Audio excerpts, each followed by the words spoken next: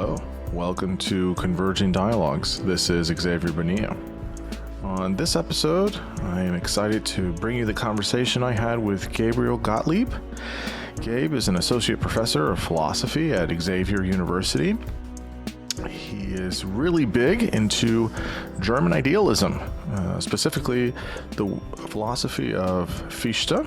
He also has studied Kant and Hegel, along with many other types of social political philosophy and philosophy of action. He is the editor of Fichte's Foundations of the Natural Right, and he teaches many courses on ethics, social and political philosophy, and 19th century German philosophy, which includes German idealism. German idealism is the topic for this conversation.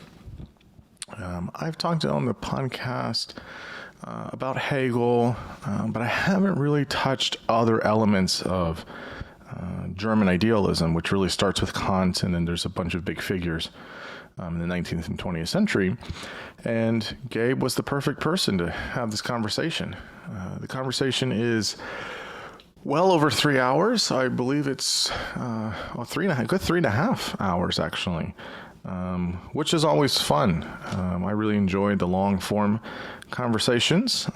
Short ones are good too, but with philosophy, you kind of need a long moment to talk about some of these really complex ideas. And so Gabe was so kind to give his energy and his mental stamina, and we had a lot of fun in this conversation. We start by talking about what German idealism is and where does it sit within the history of philosophy. We talk about the interaction between subject and object and intersubjectivity. We talk about the impact of Hume on German idealism. We talk about whether a work can exist independent of us as humans.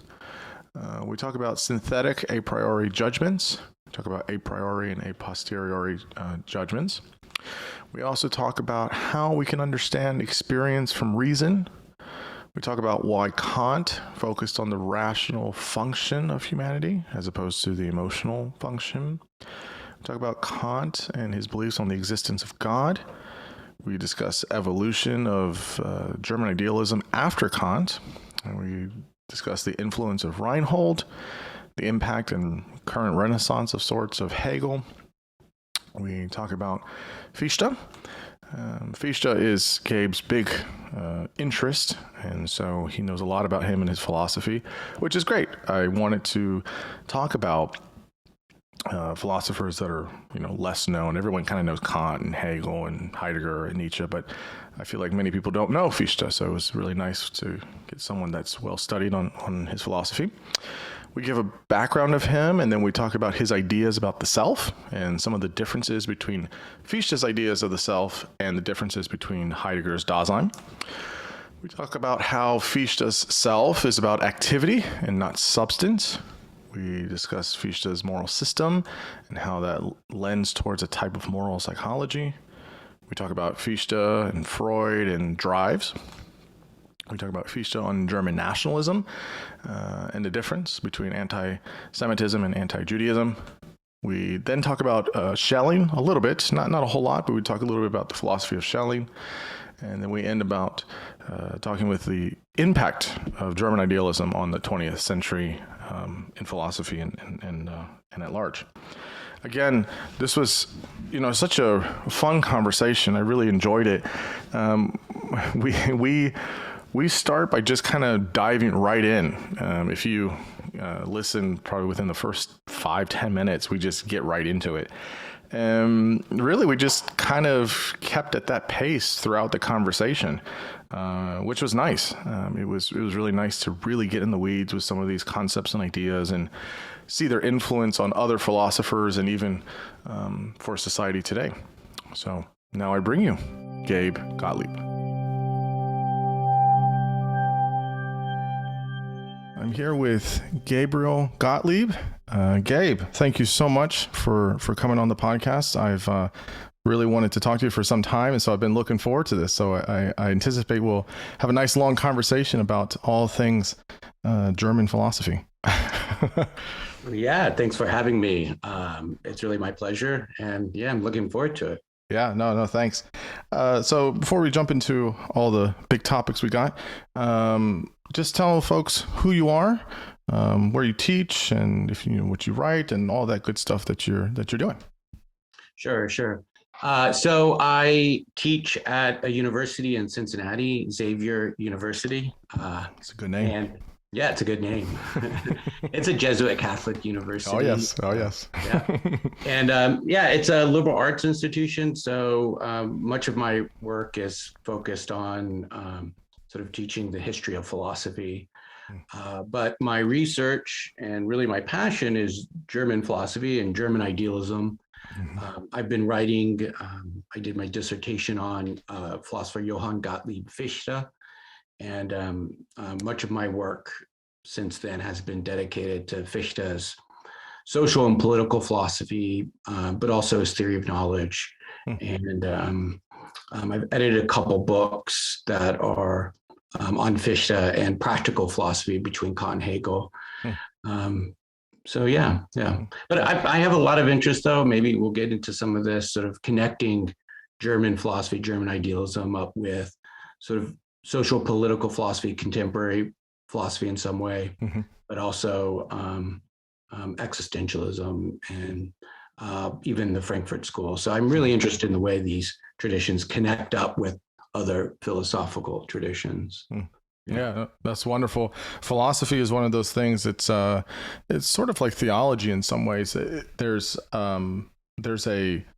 everything is a kind of hyperlink. So right, so the philosophers preceding one group are influenced by the next group, and then so on and so forth until we get to current day. And it's interesting how that works. So you can start with Kant and just kind of draw a line, just follow it through, and you get to Hegel, and then you get to Schopenhauer, and you get to Heidegger and Nietzsche, and then then all of a sudden you're at Derrida and all the rest. So well, I mean, that's how I got into Fichte. Maybe I'll just say this as it was sort of Marx as let's say my late teens or early 20s. I got into Marx, and then I got into reading about the Frankfurt School.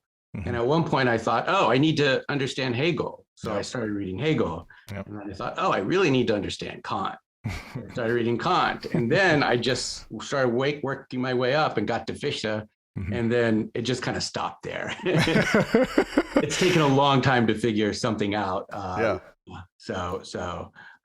yeah, that's a nice sort of figure for thinking about this, the hyperlink. Yeah, definitely.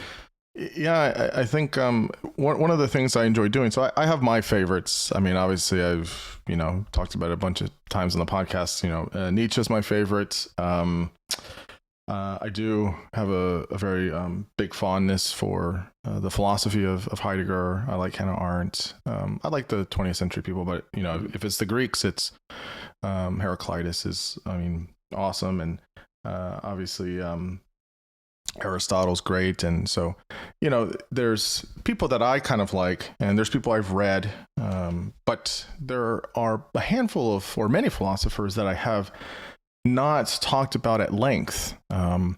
And I've read a lot of, of different forms of philosophy when I was younger. And so, it's kind of the same. You kind of find who you like and you kind of park there. And, but I always want on the podcast to really try and highlight people that don't get talked about as much, because I think it's important to see where they fit kind of in the pantheon of philosophers. So when I talked to Simon Critchley, I wanted to talk with him about Levinas, because, Critchley is, he's the man, and he can really talk about anything in philosophy. But I know he's done a lot of work with Levinas, and that's somebody that people don't know a lot about. And he has a very interesting kind of ethics and phenomenology, and he's a very interesting kind of guy.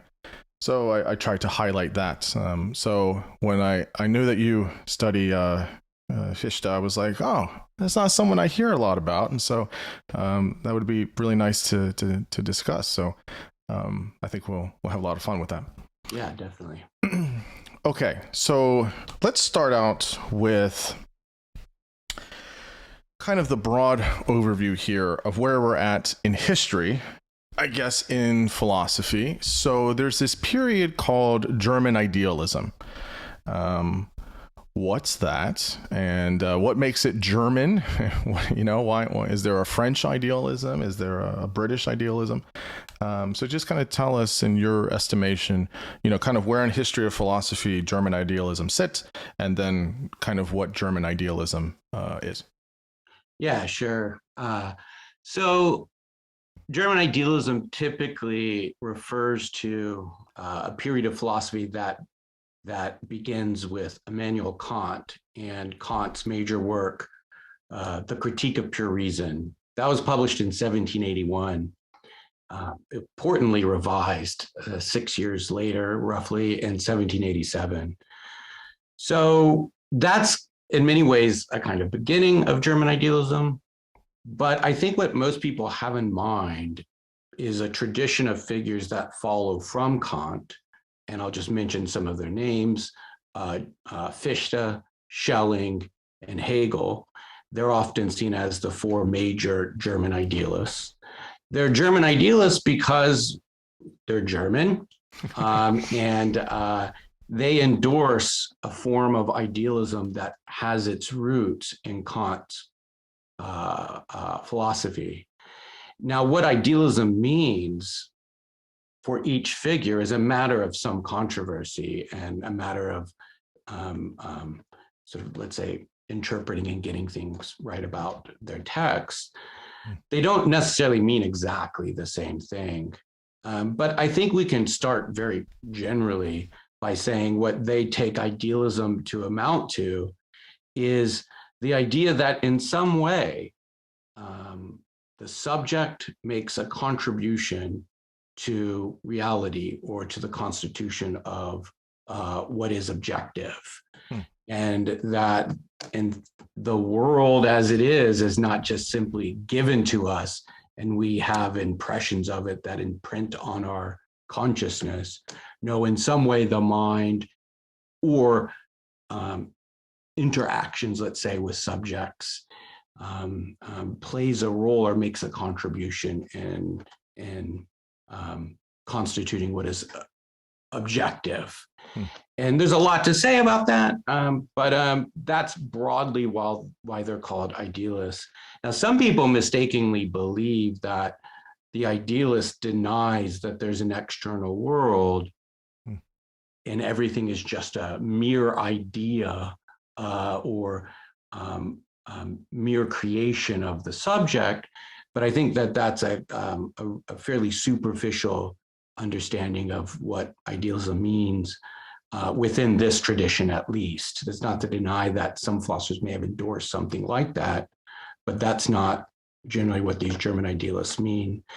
Now, I'll say, though, that I've identified the four major figures. Some people might say, well, we can go back to Leibniz and include Leibniz as a kind of German idealist. But there you really lose the kind of continuity between Kant to Hegel, because they're primarily responding to a set of problems and concerns that emerge out of Kant's writings rather than Leibniz himself. Now, other people will exclude some of these figures. There's some folks who say, well, Schelling's not an idealist in the same way these other folks are. And I think that's not terribly accurate. But then some people might want to include folks like Schopenhauer within this tradition. And so to me, what's interesting is, and this goes to your point about having an interest in figures who are not who are not discussed often. To me, what's particularly interesting about this period is there were lots of philosophers who people know very little about, but were important to the development of the German idealist tradition. Now, I'll say one thing about terminology and about the terminology of German idealism. They did not call themselves German idealists. So what we're talking about is a series of figures who knew each other for the most part, engaged with each other, but they did not call themselves German idealists, not in the way that someone like Jean-Paul Sartre or Simone de Beauvoir call themselves existentialists, or the phenomenologists sort of have the school of phenomenology. And I don't really know what to make of that. I don't know if that's a terribly significant point, but I do think there's a tendency to group them together in a way that can blind you to significant differences between their philosophies, even in terms of what they think it means to be an idealist, let's say. So maybe that's a kind of general idea of what we're talking about by the term German idealism. There's certainly so much more to say, but yeah, that might get us going. Yeah, no, that's a very nice kind of overview. So, in from what you're saying, it sounds like there's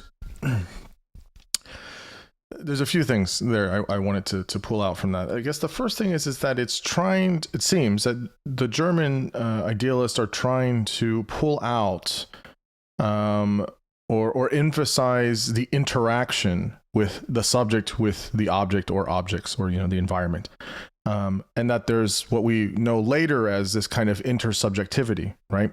Or the relation between a subject or a person, let's say, and object or objects as a central feature. But was this something that, because we had certain types of dualities prior to this, I mean, you can push this all the way back to probably the Greeks, of this idea of this, subject object. So I guess for Kant, let's say, what was the thing he was trying to get at? Was it just the interaction? So not the fact that subject object exists, but the fact of that there is a maybe in some ways a dependent relationship between subject object, or what was the key distinction between, or what he was trying to say from what others had already said? Right. Yeah. Great. So in many ways, I think the major figure for sort of understanding this Kant's response to this question that you have about the relationship between subject and object is to think a little bit about the philosophy of David Hume. Kant famously says that David Hume awoke him from his dogmatic slumber. Now, so a little bit about Hume. Hume's a empiricist philosopher, writing before Kant. And one of the claims that Hume wants to make is that all knowledge is based on impressions or experience. And when we have, let's say, awareness or perception of the world, it's the world that's impressing upon us in some way, and that's the source of our knowledge about the world. And there's no, in a sense, contribution on the part of the mind or consciousness of the subject that in some way plays an active role in constituting the object as given to us. Rather, it's given to us, and we can draw inferences from how things are given to us, or we can abstract from that, right? So it's a passive kind of stance for the subject in Hume's mind. Exactly. So it's a very passive role the mind's playing. Now, from this basic idea, Hume wants to claim that the ways in which philosophers and even ordinary folk tend to talk about causality, just to take this example, is not grounded well in experience, and that they're importing certain metaphysical assumptions about the nature of causality that cannot be grounded in experience. So the thought here is that when you see an object hit another object, a billiard ball is kind of the example people like to use. Let's say the white ball causes the black ball to go forward. You don't really perceive some causal interaction, some causal let's say, connection between them, Mm-hmm. you see a billiard ball moving, hitting another billiard ball, and then another billiard ball going forward from that. Mm-hmm. And we make these inferences or conclusions that, well, from A to B, there's some kind of necessity. It had to happen, right? And Hume's skeptical that we can make those kinds of appeals, because when we draw on what's given to us in experience, we just have our impressions to appeal to. And what we can really say is that there's a certain kind of regularity in the world, that when you see this kind of occurrence, it is regularly the case that the billiard ball moves forward and rolls down the table. Mm-hmm. So that's a kind of, I mean, it's not that, it's a kind of skeptical challenge to the way in which philosophers had previously thought about causality. Hume's claiming there's simply regularities in the world, but not really robust metaphysical causal relations. And if you're really concerned in some way about the sciences, this might look a bit troubling to you. Or if you're concerned with the sciences, this might look a bit troubling to you. So Kant is in part responding to this skepticism on the part of Hume. And he's very much concerned with trying to secure in some way some of our basic concepts like causality, other concepts as well, substance, which is, again, Hume is skeptical that the concept of substance really carries much philosophical weight or meaning. It seems highly metaphysical and questionable, not something we, in a sense, have access to through our impressions of the world.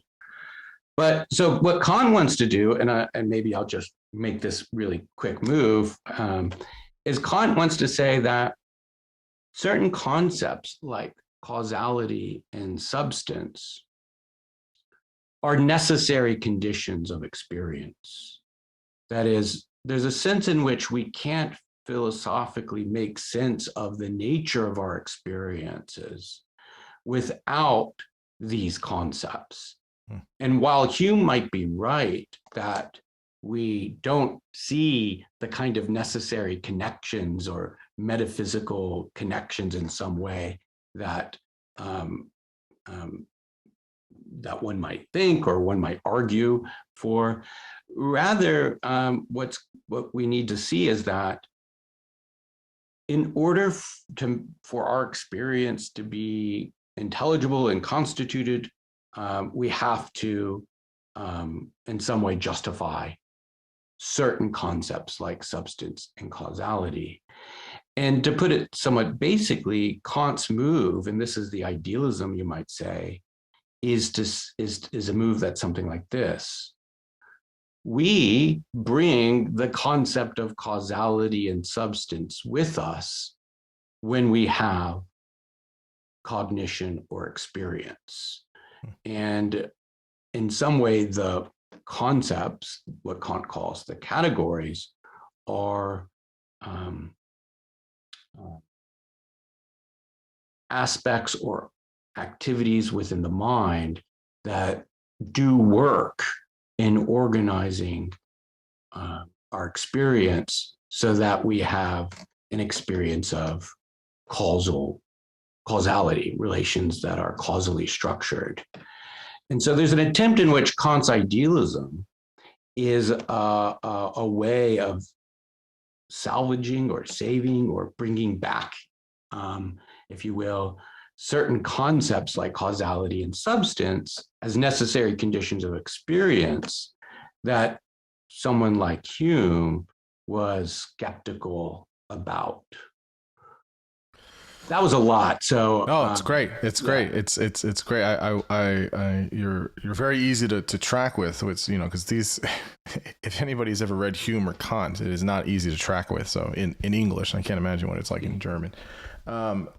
So here's the question I have. The question I have is, and I don't know what Kant would say, but and I think this isn't a novel question. I think people bring this up often, but is objectively, we could estimate or we could know that things happen, but we may never experience that, right? We may not have an experience of it. And or there are things now that are happening and occurring in the natural world that we don't know about. We don't have any ideas about as of at this moment. And I mean, this is a kind of not quite an ontological question, but do those things actually exist? Are they actually occurring? Or they only happen based on if we know it, right? And many people would say, well, of course they are. Objectively, there's this objective truth that we understand about gravity, or that we understand about the speed of light, or that we understand. But okay, but would we ever... there are many things going on that we haven't untapped. The human mind is finite in many ways.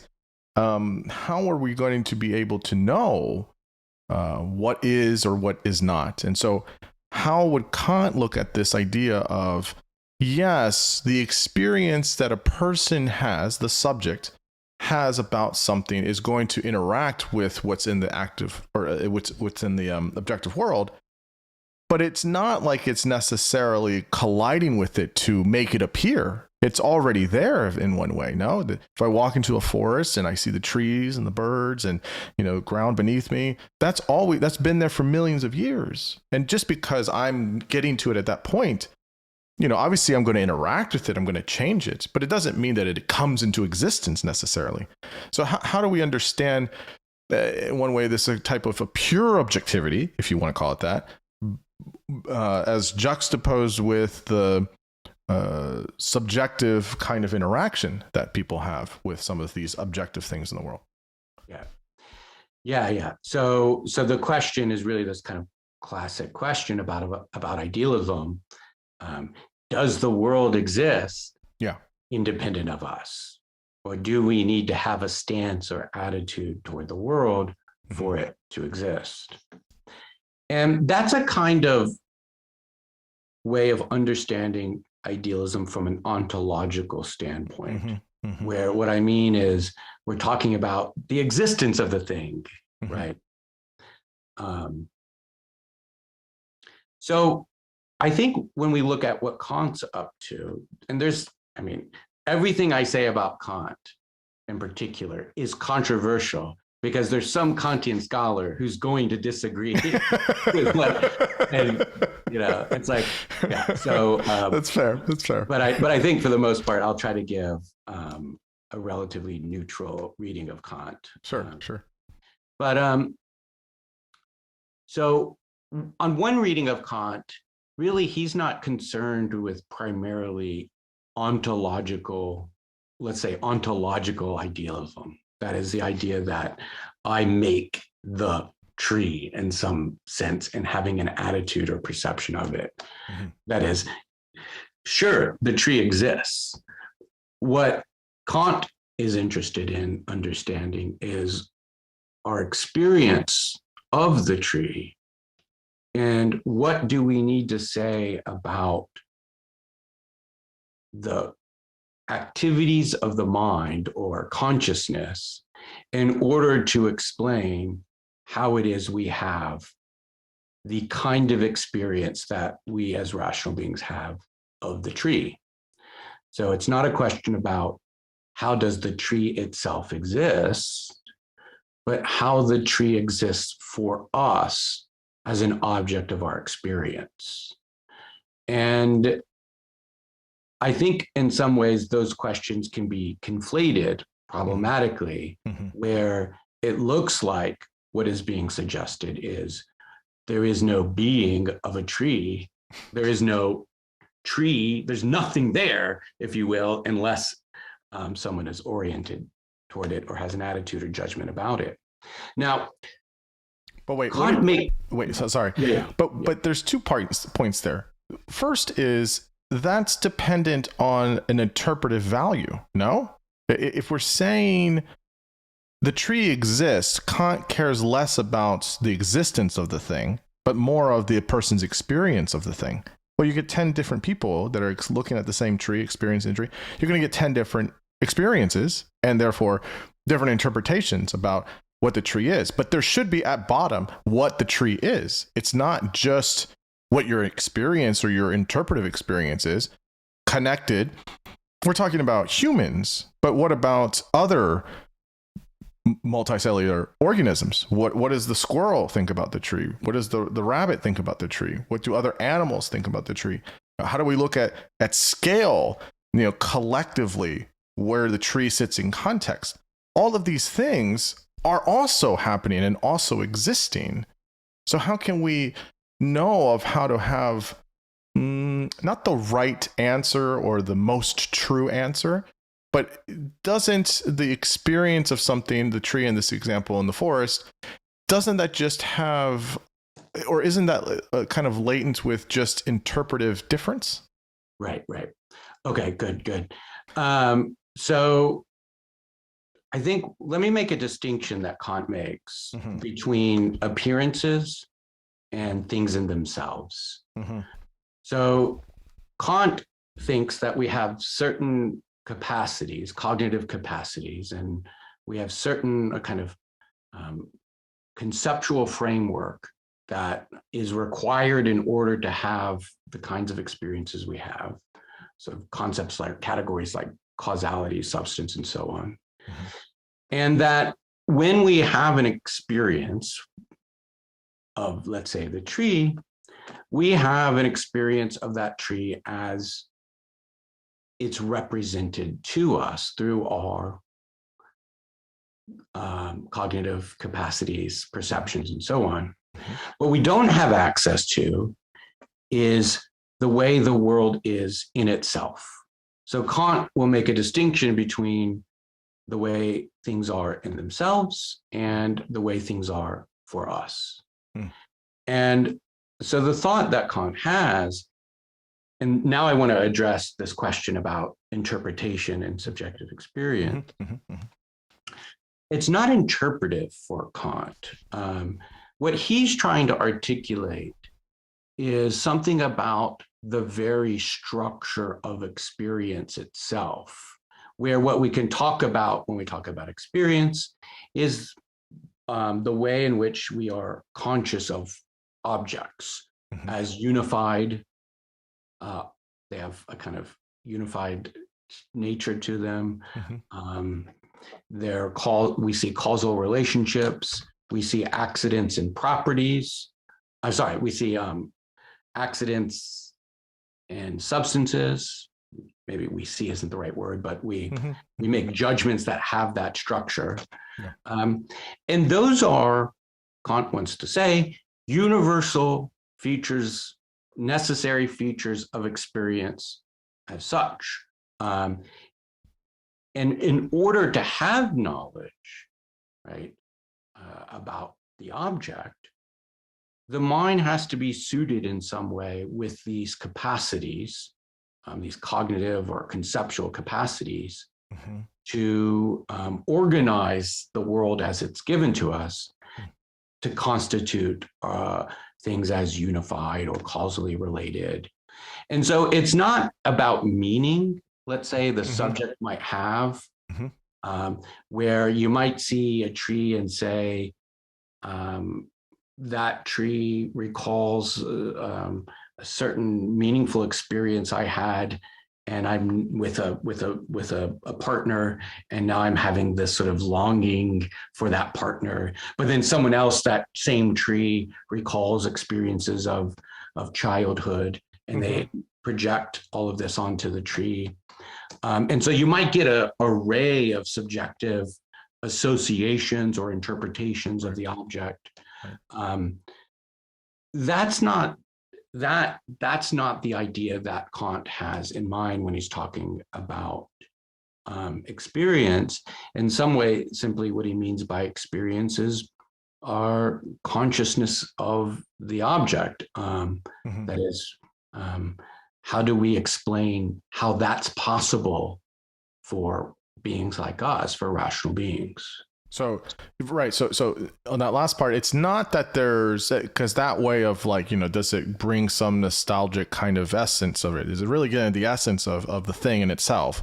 Not that, but almost the categorical way in which our mind constructs what it is. So if I never knew what a tree was, if I just break it down to the very elemental basis of this, if I don't know what a tree, I don't know what leaves and branches and bark and trunk and roots and all of these things we call a tree, right? The language we give it, I'm still interacting with an object in front of me, but in my mind, because over and over and over and over and over, as I've seen trees throughout my life, I have a categorical place for that thing, that object we call a tree. And he's more interested in that process, or those processes of the human mind, of saying what is the experience of the thing in itself more than the essence of it, right? The fact that you understand the gestalt of it, right? Of it's not just this one part in isolation, it's all of these things that are, maybe he wouldn't say it this way, but all of these things together, this is what we know for the thing in itself is what we call a tree. Is this right? Okay, yeah. So maybe I'll just make a slight alteration to how you put that. So Kant wants to say, when we have an experience of a tree or of any particular object or something sitting in front of us, we have an experience of that thing as it's for us, to put it in those terms. That is, it appears. We haven't. There's an appearance, right, of that object, and what we don't have access to is the way something is, or the way the world is, or objects are in themselves. That is, the capacities within the mind that allow us to have the experience as we have it constitute representations of the world rather than the way the thing is in itself. So it's it's the subjective experience of something that we can only ever truly know because we only have our experience. We're never going to fully get at the objective, the thing in itself. But isn't the counter to that of, well, I can do all of these mathematical properties or formulas rather, and I can understand all of these different things and say, this is what this thing is. Now, we can't do that for everything, but I can know, if I look at my cup and I can say, it's made of this material and it has these dimensions and it has this form and this shape and, it was made wherever and color, and I can do all the math for this. And this is just outside of my experience, outside of my subjectivity. Objectively, all of these things together make what I call the cup. Can't we know the objective piece of it without the subject, or is that not what he's saying? No, yeah. No, we definitely can. And there we're talking about not my knowledge or not my experience of the cup, but we're there talking about mathematical knowledge and how mathematical knowledge is a different way of knowing the cup. And so that's great. So we can do that. And Kant's going to have certain claims or make certain claims about how that mathematical knowledge is possible. And he has this view that there's a particular kind of judgment that we've got to address. We've got to sort of justify its possibility. And he calls it and this might get a bit technical, but I'll try to be somewhat straightforward about it. He calls it a synthetic a priori judgment. I was going to ask about this. Yeah. Okay. And so synthetic, really, the Critique of Pure Reason is a book. One way of sort of summing up the question of it is, how are synthetic a priori judgments possible? And Kant's trying to account for how that's possible. So he thinks that mathematical judgments, like 5 + 7 = 12, are synthetic a priori judgments. Now, to explain all of that, that's above my pay grade, let's say. But let me kind of make this point that I think is important, and this is relevant to talking about synthetic a priori judgments. Let me first just try to say what a synthetic a priori judgment is, what those terms mean. Mm-hmm. If something's a priori for Kant, it's justifiable or knowable, independent of experience. So we might be able to make certain judgments about the world a priori.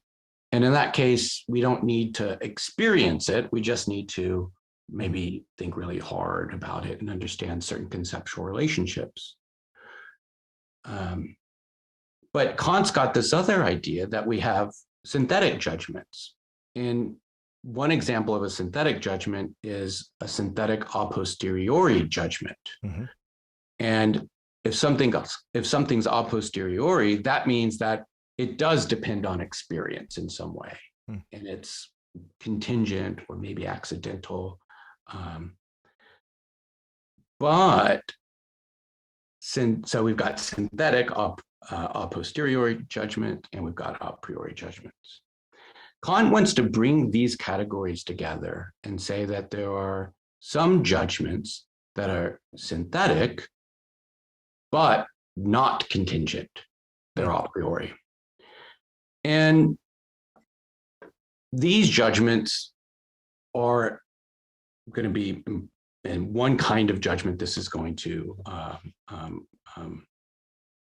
refer to, or maybe I'll put it this way, that wasn't how I want to put it. One kind of judgment, or one instance of a synthetic a priori judgment, is a mathematical judgment. Mm-hmm. But there are other cases of synthetic a priori judgments. Judgments about causality, right? Would be examples of synthetic a priori judgments. So I'm kind of rambling here. No, you're good. No, you're good. So many things that we understand in physics would be a priori judgments in Kant's view. In fact, many things I think in physics would be synthetic a priori judgments. Mm-hmm. So we don't need to know experience. We don't need to know subjectivity necessarily. We just got the hard and fast equations and the formula, and boom, here we go. If you want to know E equals mc squared, if you want to know Newton's laws, if you want to know any of this stuff is the synthetic a priori judgments. Yeah. And so they're judgments about how things are necessarily. But in some way, those judgments about how things are necessarily are synthetic because they rely on in what Kant calls the pure forms of intuition, sort of the way in which we as subjects intuit the world. Mm-hmm. And so they're not, they have a different kind of necessity or scope of necessity in some way.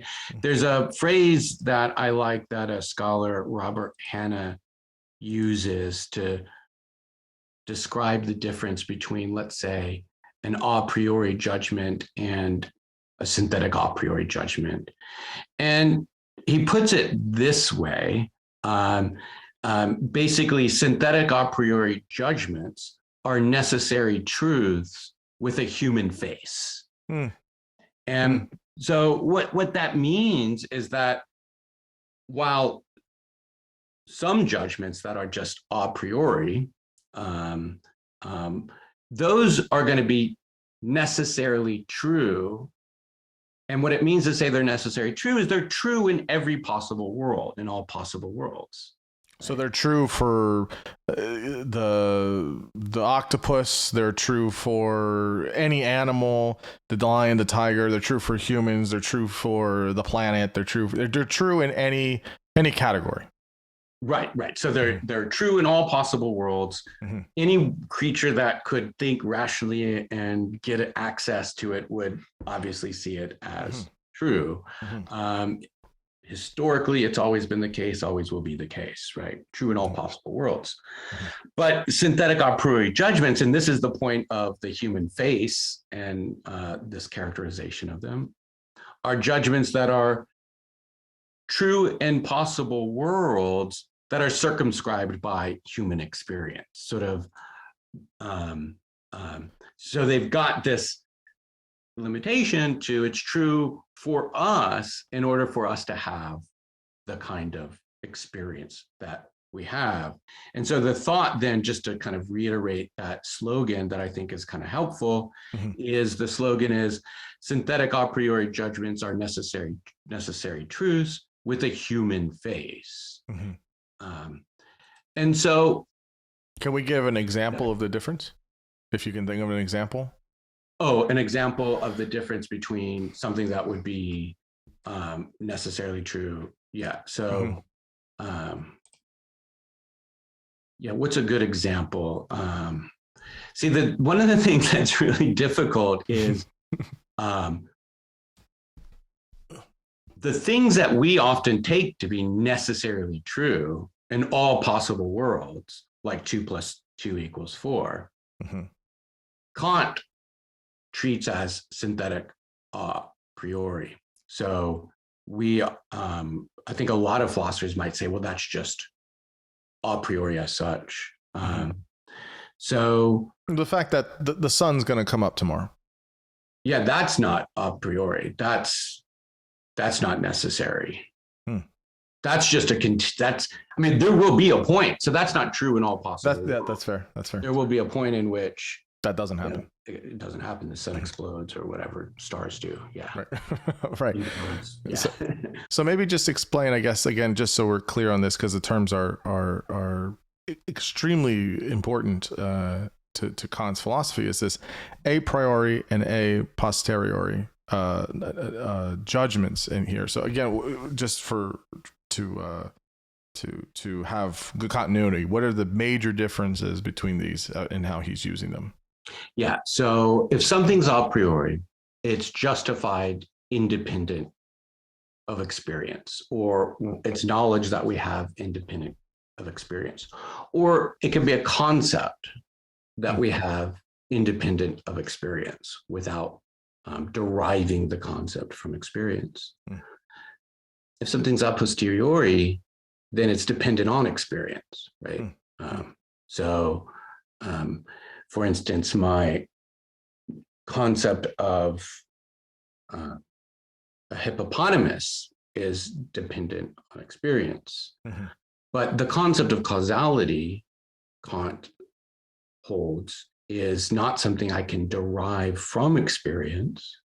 That is, I need that concept, if you will, in order to have experience as such. So that's, I think, really the kind of difference between that distinction, the way that distinction operates in Kant. Yeah. And I have a few follow-ups here. The first one follow-up is, couldn't you say or make an argument that everything is a type of experience? Everything that us having this conversation, when I eat a meal later, when I read a book, when I change a light bulb, when whatever I'm doing, all of it's an experience. There's nothing I'm doing that's never not an experience. Could we say this? And how does Kant understand that? If all the world we know, it sounds like he's talking about in some of these ways about how humans do this, it's always about subjective experience. And so does he make a distinction between subjective and objective experiences? How could that kind of sounds like an oxymoron at that point, right? Because how could you have an objective experience if everything is a subjective kind of thing? How do we understand those two worlds? So let me go back to the point about the categorical nature of experience, and say something about what Kant is really trying to understand.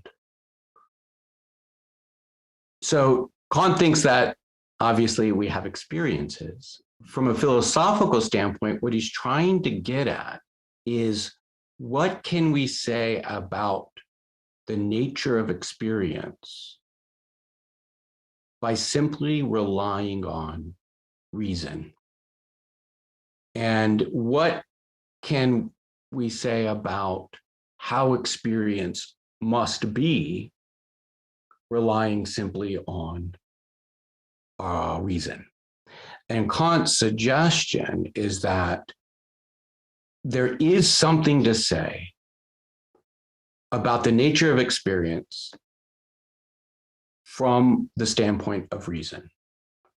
And what we can say about the nature of experience from the standpoint of reason is that it has spatial and temporal features that are necessary. It's organized and has a certain kind of unity to it. It's organized in virtue of certain concepts or categories or conceptual capacities. And that's subjective, not in the sense that you have a different set of categories that you employ, or you just experience things temporally but not spatially. It's subjective because it's about how a subject experiences the world, not right. So it's subjective in that sense. But Kant's claim is that when we analyze the nature of experience in this way, what we're actually coming to understand are the conditions for the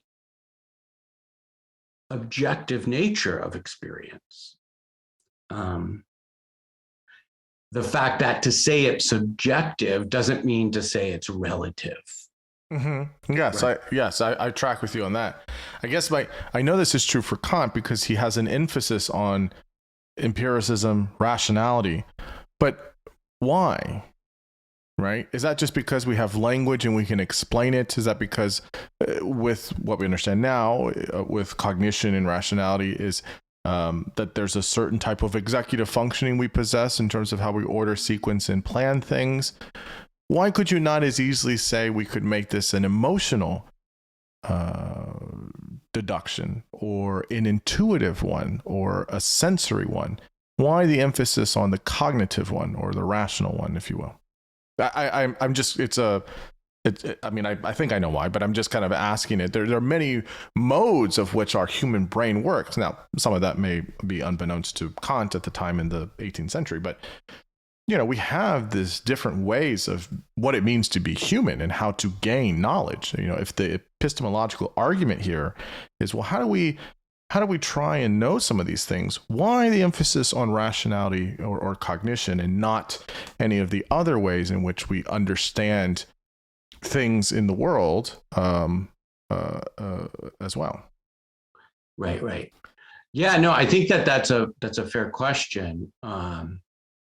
So, I think one is just to identify an important element of Kant's time is he's writing at the moment of the Enlightenment, right. And so the age of reason, right? So there's a sense in which obviously that's playing in a particular role in the way he is thinking about knowledge.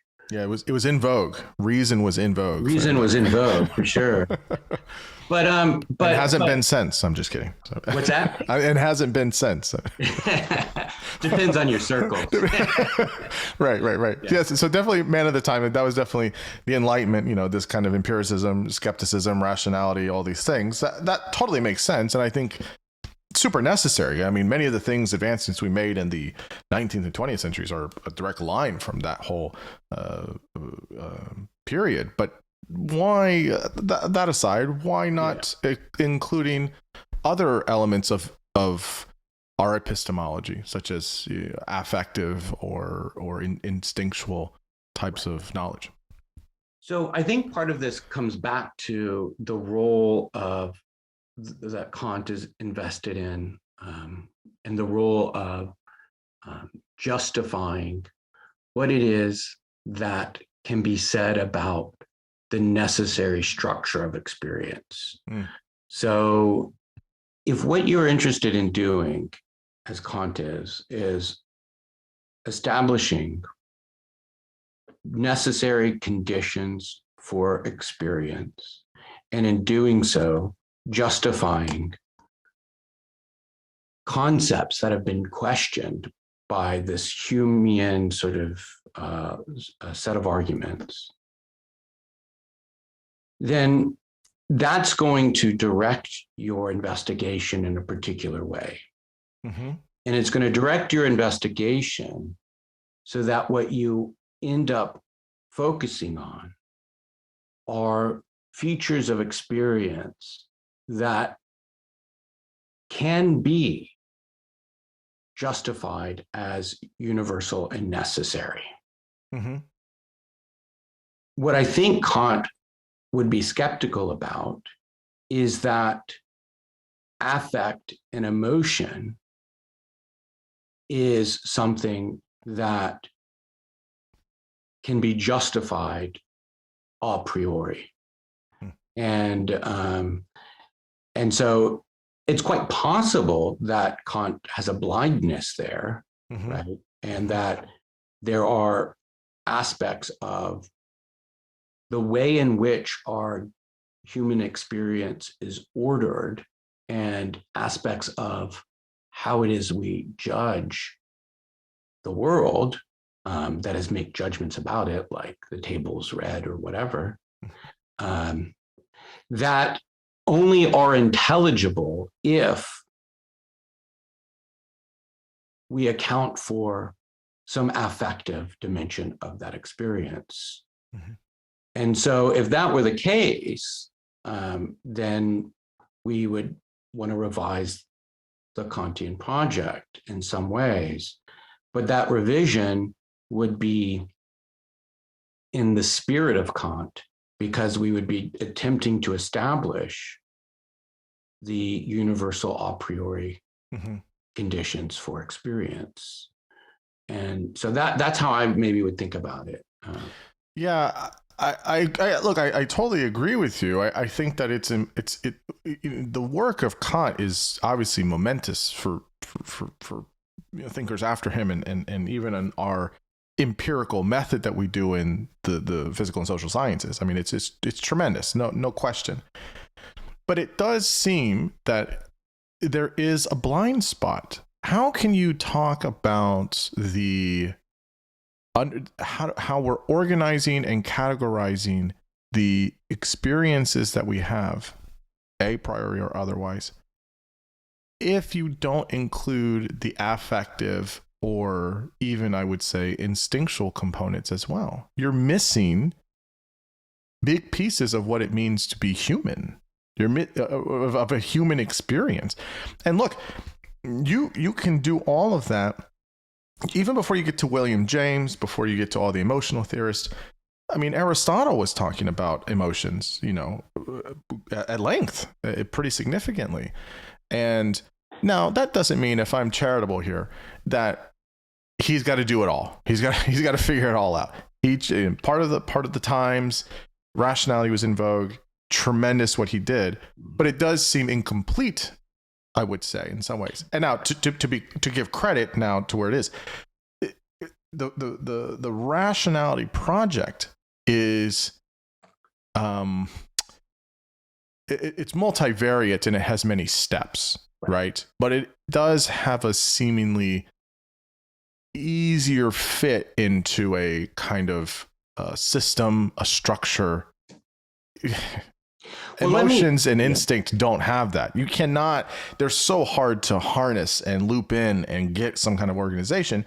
Even still to this day, we have the best emotional theorists and researchers that are continuously updating how we have improved and more accurate taxonomies of emotions to try and understand distinct subjective experiences that people are having.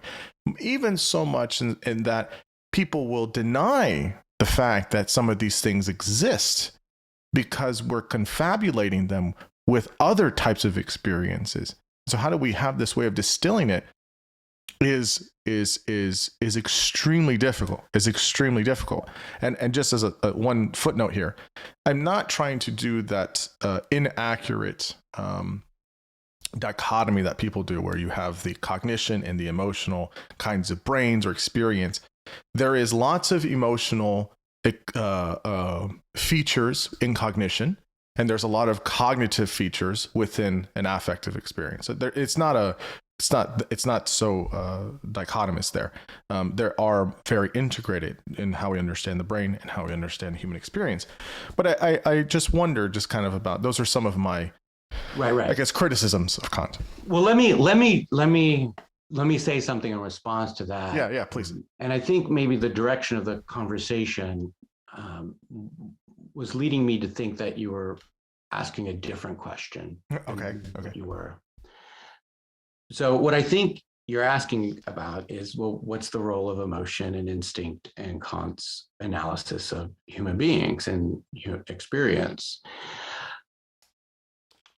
Kant is going to see that investigation as important. Mm-hmm. It's empirical, mm-hmm. and it belongs largely to what he'll call anthropology. And he does write about anthropology, and he lectured quite a bit on anthropology. So if we want to give a robust account, or let's say a complete account of human experience, then we're going to have to appeal to human anthropology as well. But what we will not be able to do from within the domain of anthropology is to identify the aspects or features of experience that are a priori, and whether there are such a priori aspects of human experience. And so it's not to say that you can give it's not to say that you can give an account of human experience that just says you don't need to appeal to emotion and human instinct. It's rather that that's a different domain of investigation, a different side of human experience that is distinct from what Kant is trying to do in the Critique of Pure Reason, which is to identify what it is reason can say about experience without appealing to contingent, accidental, or a posteriori elements of human nature. But by that nature, are you saying that Kant is making the claim that affective investigation and instinctual investigation and even sensory investigation has no place in philosophy? It has to be done with anthropology? Or what is the kind of separation there? Yeah, so the distinction between philosophy and anthropology doesn't fully exist at Kant's writing. And there's some work that suggests that distinction between anthropology, or the creation, let's say, of anthropology as a discipline, really gets going in part due to some of Kant's work and the work of Herder, who was a student and contemporary of Kant. And so what we're talking about here is philosophical anthropology. And much of what falls in his anthropology would look like psychology, right? Yeah. As we know it today. So I don't want to suggest that those are not concerns, but when it comes to the major questions of the Critique of Pure Reason, that's sort of pushed off to this other domain of philosophical investigation. Yeah, there's still a bias, I guess you could say, or a proclivity towards, reason being supreme. Oh, of course. Yeah. No. I mean, I'm not going to deny that. Yeah. No. Which is fine. I'm not against that personally, but there is a kind of bias, and we have many people today, which I will not name, that also continue with that bias of just being very pure reason, which is fine. That we need that. I'm not saying we should not have that. I'm not saying we shouldn't seek those things, or we definitely need it in society. I would want it to be complete and robust as well. And I understand in looking at other features and components of human existence that can be very difficult to quantify or to create a taxonomy. So before we move on to some of the other things that Kant had explained, I just want to kind of see, like, we talked about the a priori and a posteriori. I don't know if there's anything else you want to kind of just say about that or loop that whole. Yeah. So let me give an example of an a priori judgment. Okay. And one example would be for Kant, all bodies are extended. So this is a concept that we can know a priori insofar as what it is to be a body is to be extended. And you actually see this this account of the body defined in Descartes as well. So here I just mean not the human body, but just any particular thing that is an object or body in that sense has to have extension. That's something we can know a priori. So that's an example of a priori judgment. Yeah, no, that's particularly instructive. I think that's very helpful. Sometimes it's very difficult to. I haven't read Kant in a while, but I remember when I read Critique of Pure Reason and Critique of Pure Judgment, you kind of have to get that phrase early on. If you don't really understand that, you're going to be lost the rest of the 600 pages or whatever it is. So that's very helpful. So there's an interesting thing, and again, this is where I'm sure many Kantian scholars will argue about this endlessly, but Kant had this interesting idea, or not, I don't know how to say it, about the existence of God, which surprisingly I haven't talked about that much here on the podcast. So, but he goes pretty hard against God existing or a deity existing, early Kant. And then I know there's a later Kant where he kind of sort of makes a pivot there. So I guess my question here is, why did he talk about this a lot? Again, I'm sure some of this is him being a subject of the times that he lived in, fair, but why did he go so hard against this and kind of just give us the evolution of his ideas about, is there a God? Does he, she, it exist, etc.? Yeah. So my take is that Kant believed there was a God, and I sort of read Kant as a theist, and in his upbringing, he was religious. The question of God is important for Kant, particularly because he's interested in what reason can establish, what reason can show us, if you will. And so his skepticism is not about necessarily God's existence. His skepticism is more about how folks have attempted to establish God's existence. And so there are classic arguments in the history of philosophy, and particularly the medieval and early modern philosophy, in which philosophers like Descartes or Anselm or Spinoza, Leibniz, are trying to, in some way, theoretically establish that God exists. And you might say they're trying to deductively prove God exists from a set of premises and show, if you accept these premises, God must necessarily exist. And those arguments, or many of those arguments, fall under what is referred to as the ontological argument. Including Spinoza's. His was always very interesting, his argument for God, but I don't know if does his fall under the ontological as well? I think he gives a version of an ontological argument, in which roughly ontological arguments for God's existence try to tie, in some way, the existence of existence as a necessary feature of God. And so the difficulty that Kant has with those arguments, and so this is his attempt to question that those arguments are successful, is they seem, on his view, to treat existence as if it were a predicate.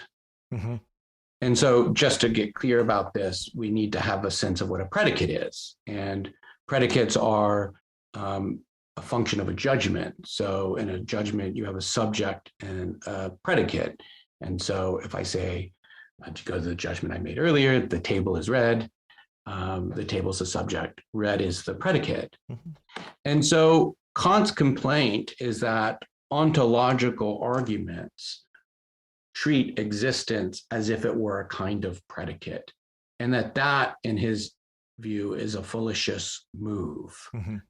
And what he thinks existence has to do with is more something having to do with, let's say, the positing or positionality in some sense, or the positing of something as actual, right?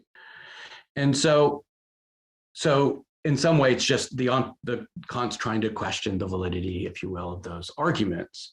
But that doesn't mean that Kant is skeptical that there's a God. He's skeptical that through theoretical demonstrations or through theoretical reason, we can establish that God exists. And so, again, what Kant's often interested in the Critique of Pure Reason is showing the limits or the bounds of reason, what it is we can know rationally. And this is one of the things that he thinks, from a theoretical standpoint, falls beyond the bounds of theoretical reason. Now, what he ends up doing, and this is particularly clear in his moral philosophy and in his practical writings, is arguing that there is a place for the, let's say, justification in a belief in God from the standpoint of practical reason, not theoretical reason, but reasoning about, let's say, the moral law, the will, freedom, and so on. When we reason from that standpoint, Kant thinks that actually there's a way to justify belief in God. Now, this is not a justification that God actually exists, but it's an attempt to show that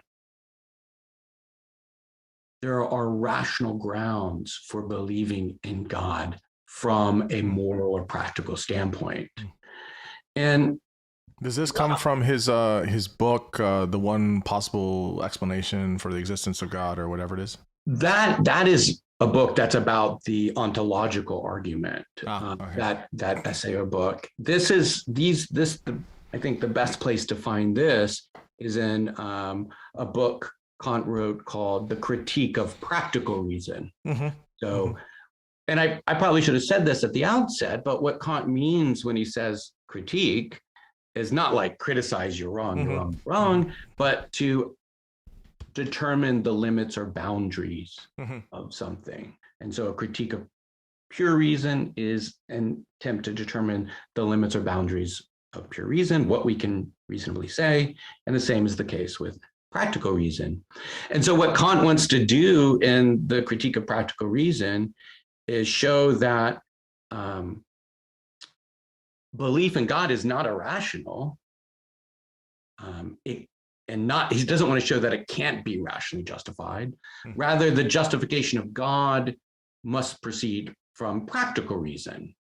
And he thinks it's practically necessary rather than theoretically necessary. But what does it mean to say that that belief in God is practically necessary from the standpoint of practical reasoning? I think we could say it's practically necessary. What that means is that if you hold that the moral law is binding on your agency, then you're also committed to holding a belief in God. And so he has particular reasons for why that follows, some which have to do with happiness and immortality and so on. But that basic idea is the core idea, that if we accept that the moral law is binding on our practical agency, then we're necessarily committed, he thinks, to a practical belief, if I can put it that way, in God's existence. Is he linking the two there between, if you want to have, I guess you could say, if you want the existence, you don't have to say it that way, but the existence of absolute morals, you need a practical God or a practical belief in God, or they are not dependent on each other? Yeah. So the classic move folks make, philosophers make, is they want to derive God's existence from the objectivity of morality, right? So there are absolute values. If there are going to be absolute values, you need God, therefore God. And that's not Kant's move here. Kant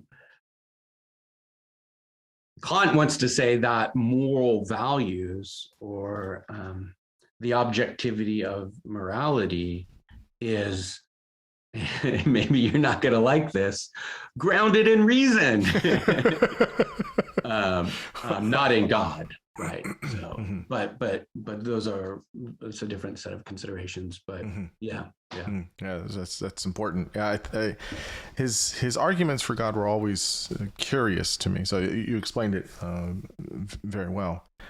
So I want to do two things before we get to Fichte.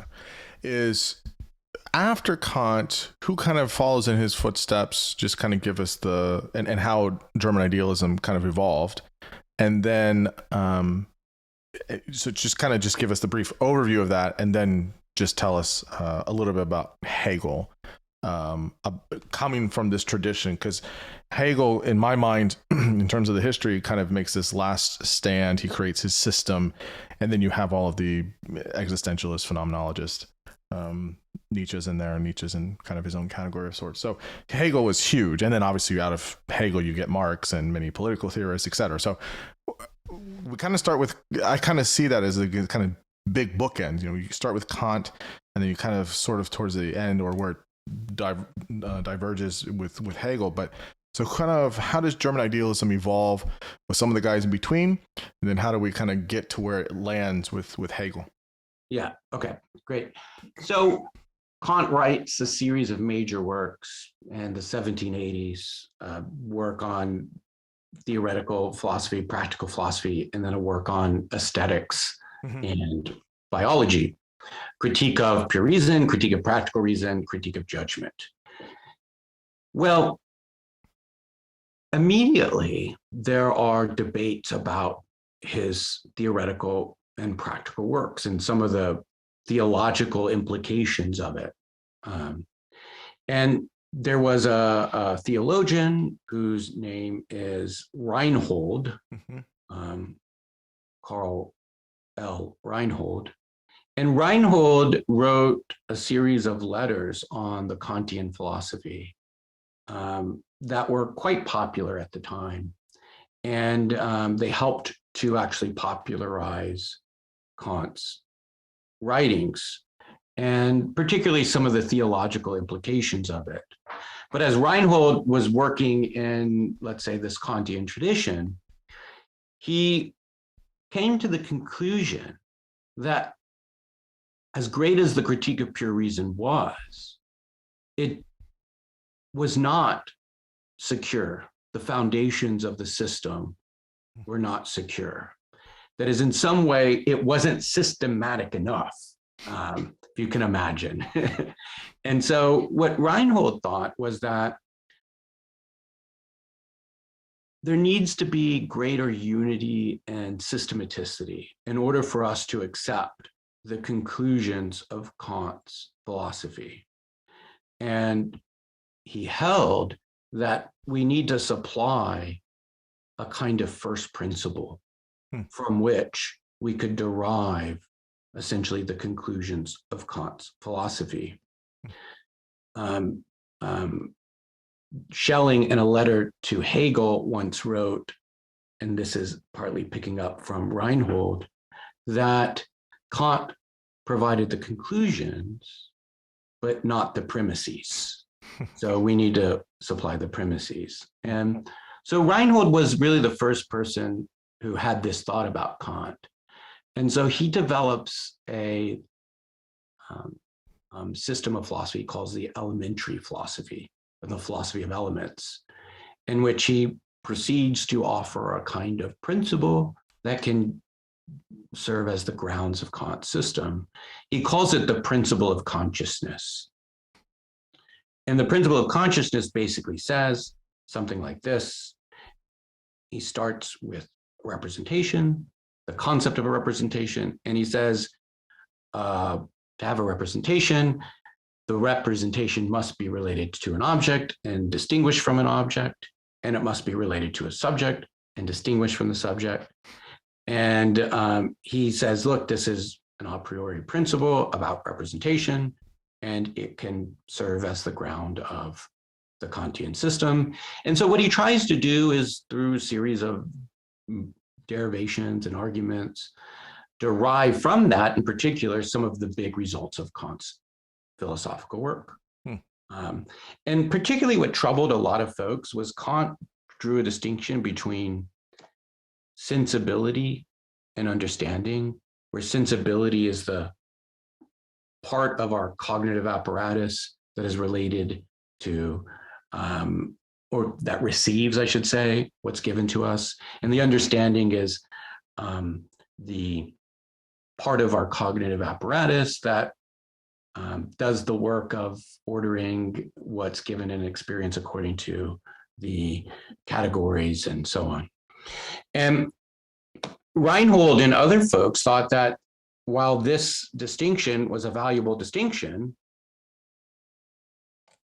Kant was not entitled to appeal to sensibility and understanding without showing us the principles from which he derived that distinction.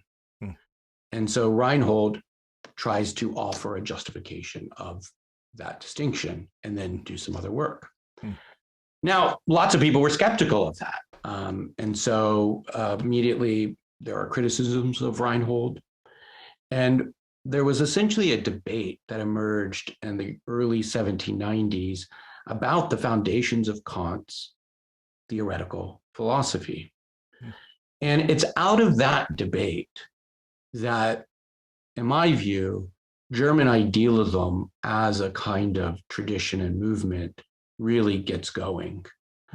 And Fichte was one of the first people to really engage in this debate and took a stance in the debate. Schelling and Hegel and their fellow roommate at the seminary in Tübingen, they were reading these debates and reading Reinhold and studying these figures and were aware of these debates. And in some of Schelling's earliest writings, he's responding to these debates. In fact, his first essay ever published is an intervention in this debate.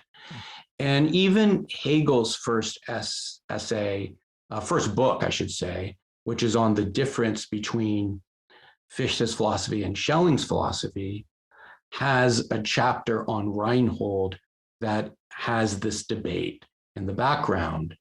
And so this debate about the foundations of Kant's system and how to think about that was really a kind of generative debate that helped, I guess you could say, this tradition of German idealism to get going, if you will.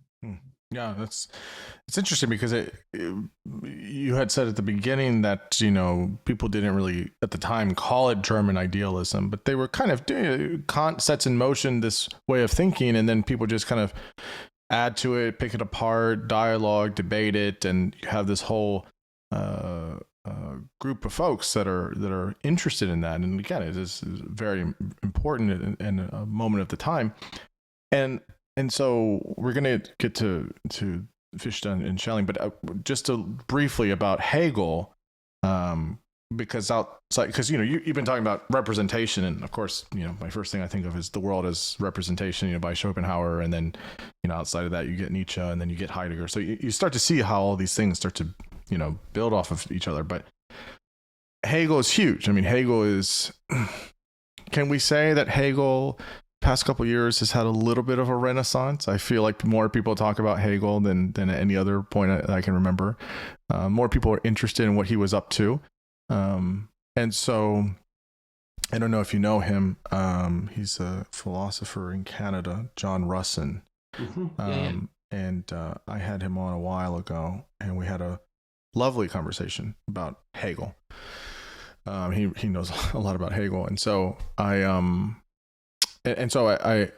really want to know from you, how do you see Hegel in terms of, yes, his system he created, but also where he kind of fits in the German idealist movement, and then how people moved differently from after his work and his life. Yeah. So there's so much to say about Hegel. I think Hegel was one of the great marketers and one of the greatest marketers in all of philosophy, in the sense that he said, look, all these figures that came before me in some way culminate in my system. And that has been one of the most influential lines on German idealism. People have completely bought that view that Hegel has presented, so much so that one of the first major works on this tradition is titled Von Kant bis Hegel, which means from Kant to Hegel. Mm-hmm. And that is just a phrase, right? So it's a well-known way of talking about this tradition. And there's something right about that, but something wrong about it. The right thing about it is Hegel is influenced deeply by all of these figures.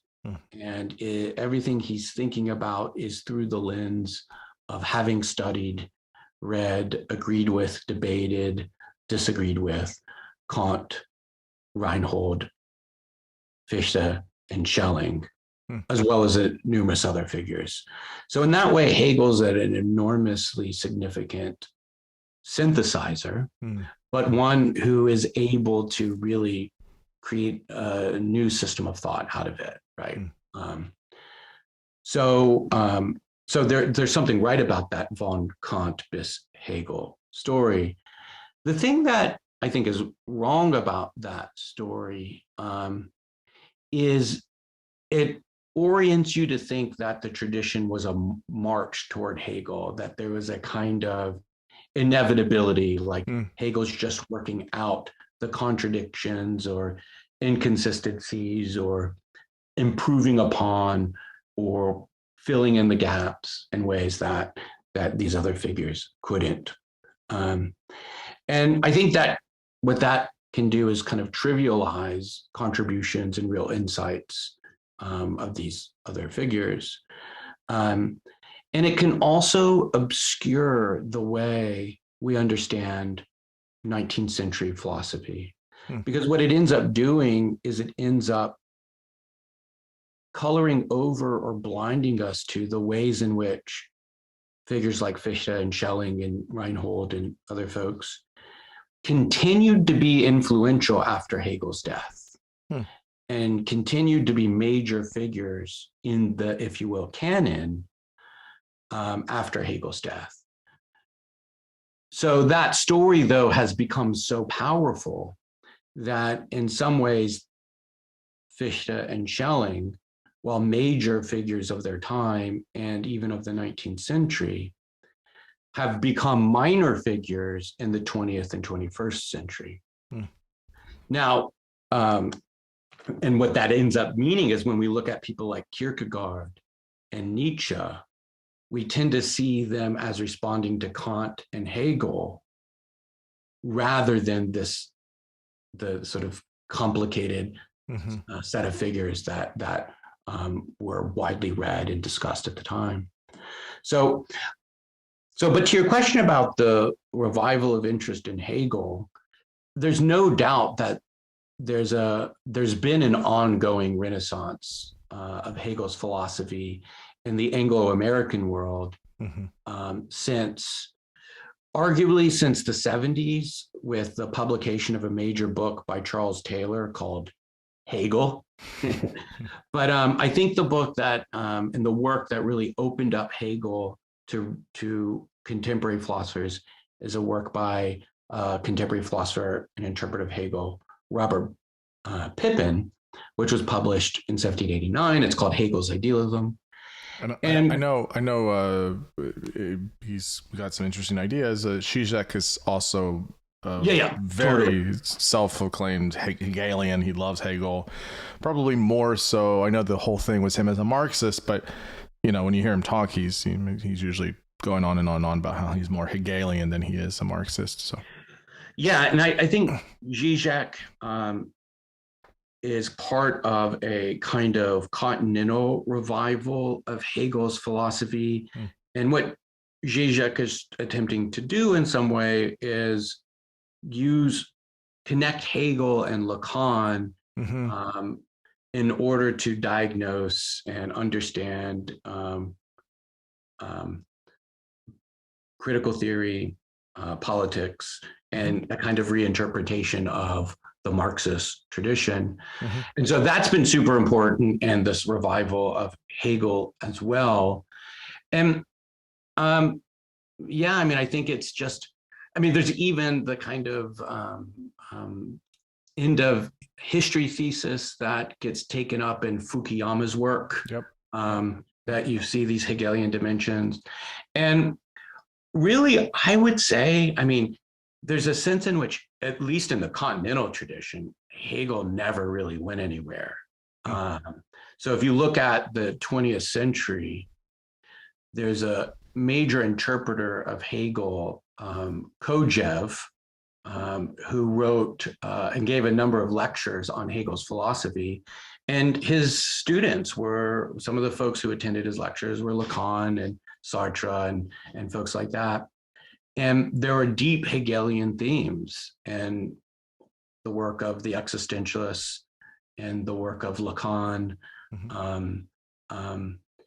And even Heidegger was lecturing on Hegel's phenomenology of spirit and concept of experience, and was deeply invested in thinking through Hegel's philosophy.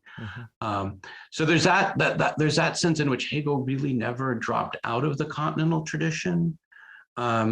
But in the Anglo-American tradition, partly due to the reaction of figures like Bertrand Russell and G.E. Moore to the uptake of Hegel's philosophy by British idealists, British philosophers, that is, their teachers, Moore and Russell were relatively dismissive of Hegel's philosophy.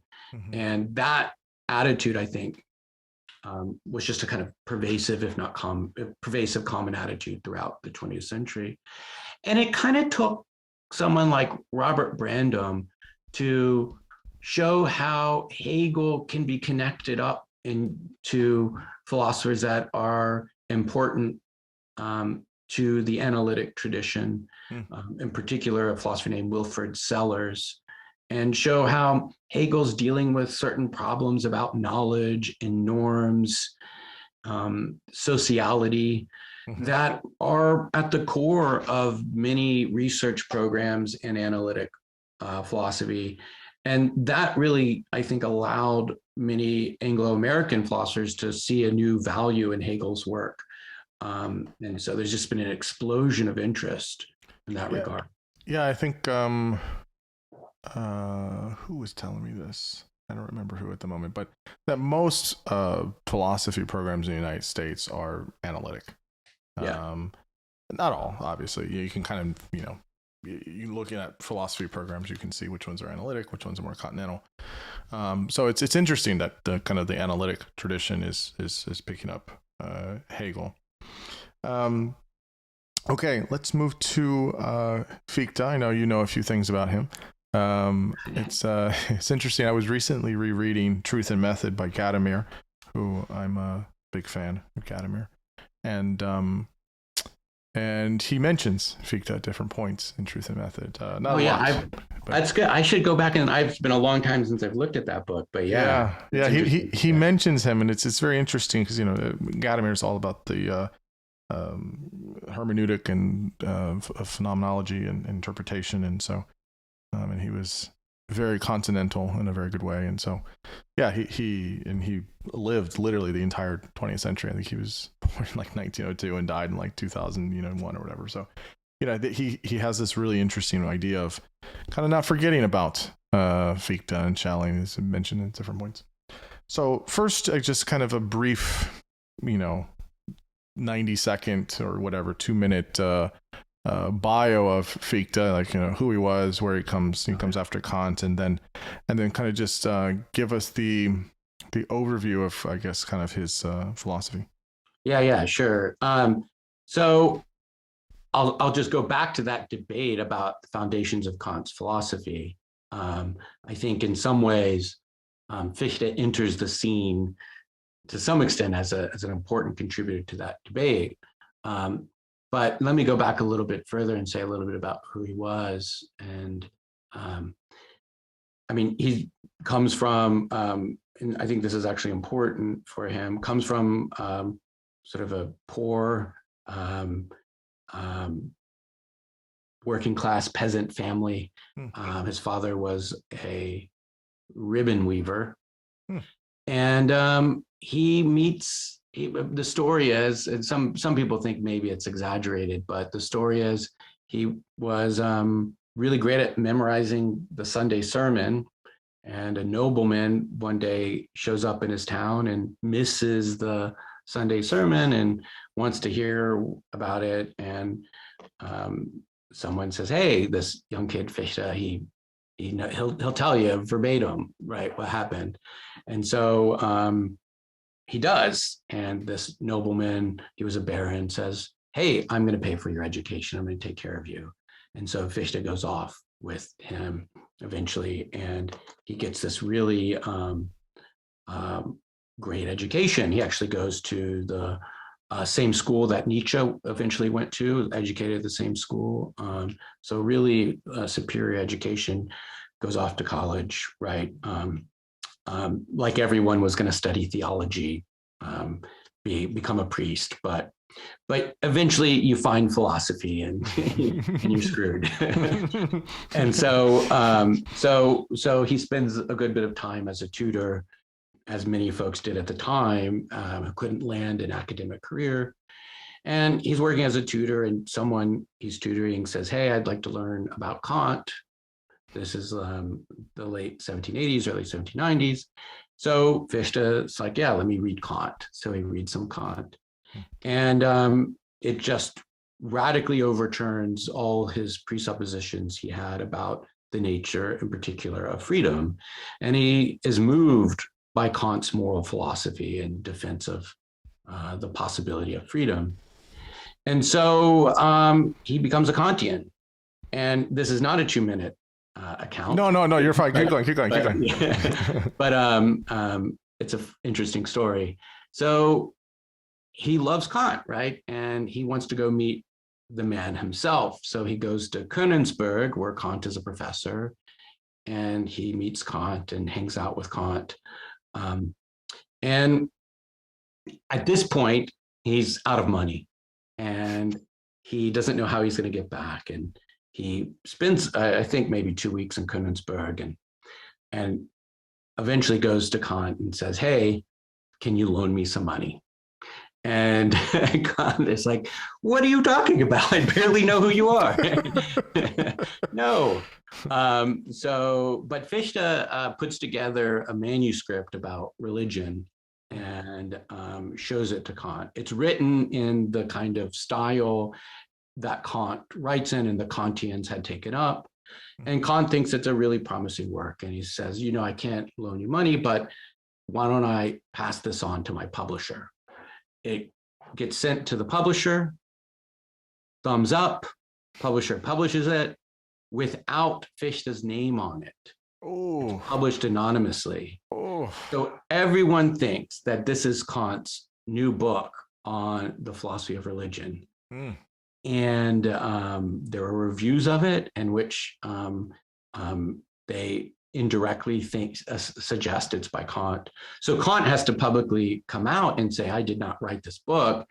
It's written by this unknown kid, Fichte, and immediately he's a famous philosopher, right? Imagine that someone thinks your book is Kant's book, star skyrockets. Right. So as it turned out, Reinhold, who I mentioned, had held a chair at this time in Kantian philosophy in the college town of Jena. And Jena was sort of the premier university at the time. And that was the hotspot of Kantian philosophy. Well, Reinhold got an offer for a job elsewhere. And this new kid, Fichte, just shows up on the scene.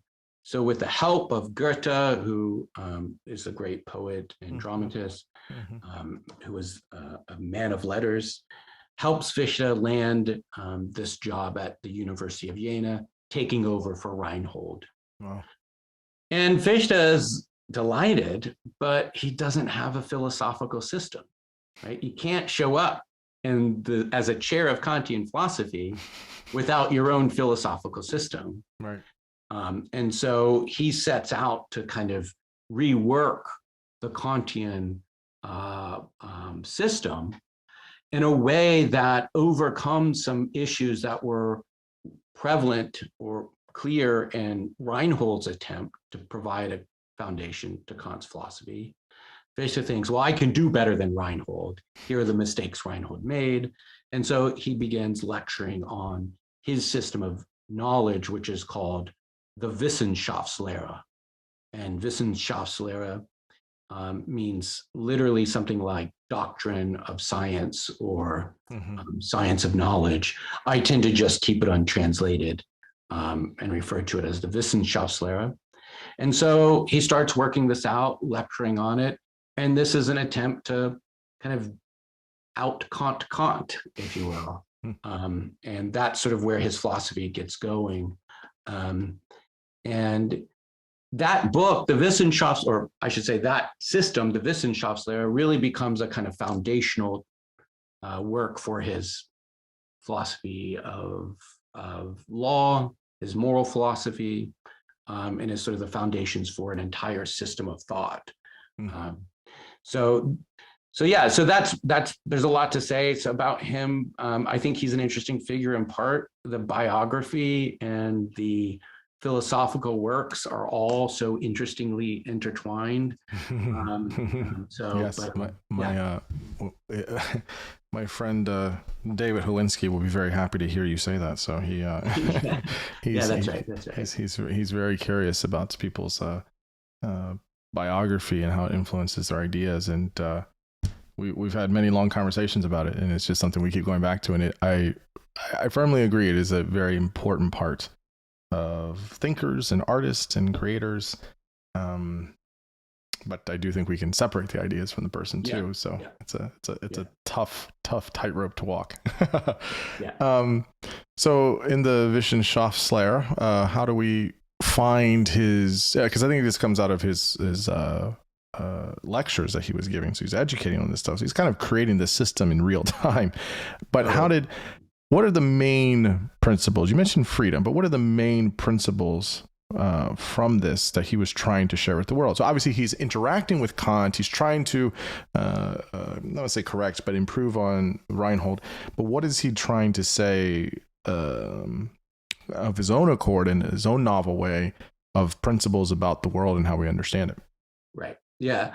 So it's helpful just to sort of notice something about what Reinhold was up to. So Reinhold had this principle of consciousness that I mentioned, where you account for a representation as that which is related to an object and distinguished from an object, and related to the subject and distinguished from the subject.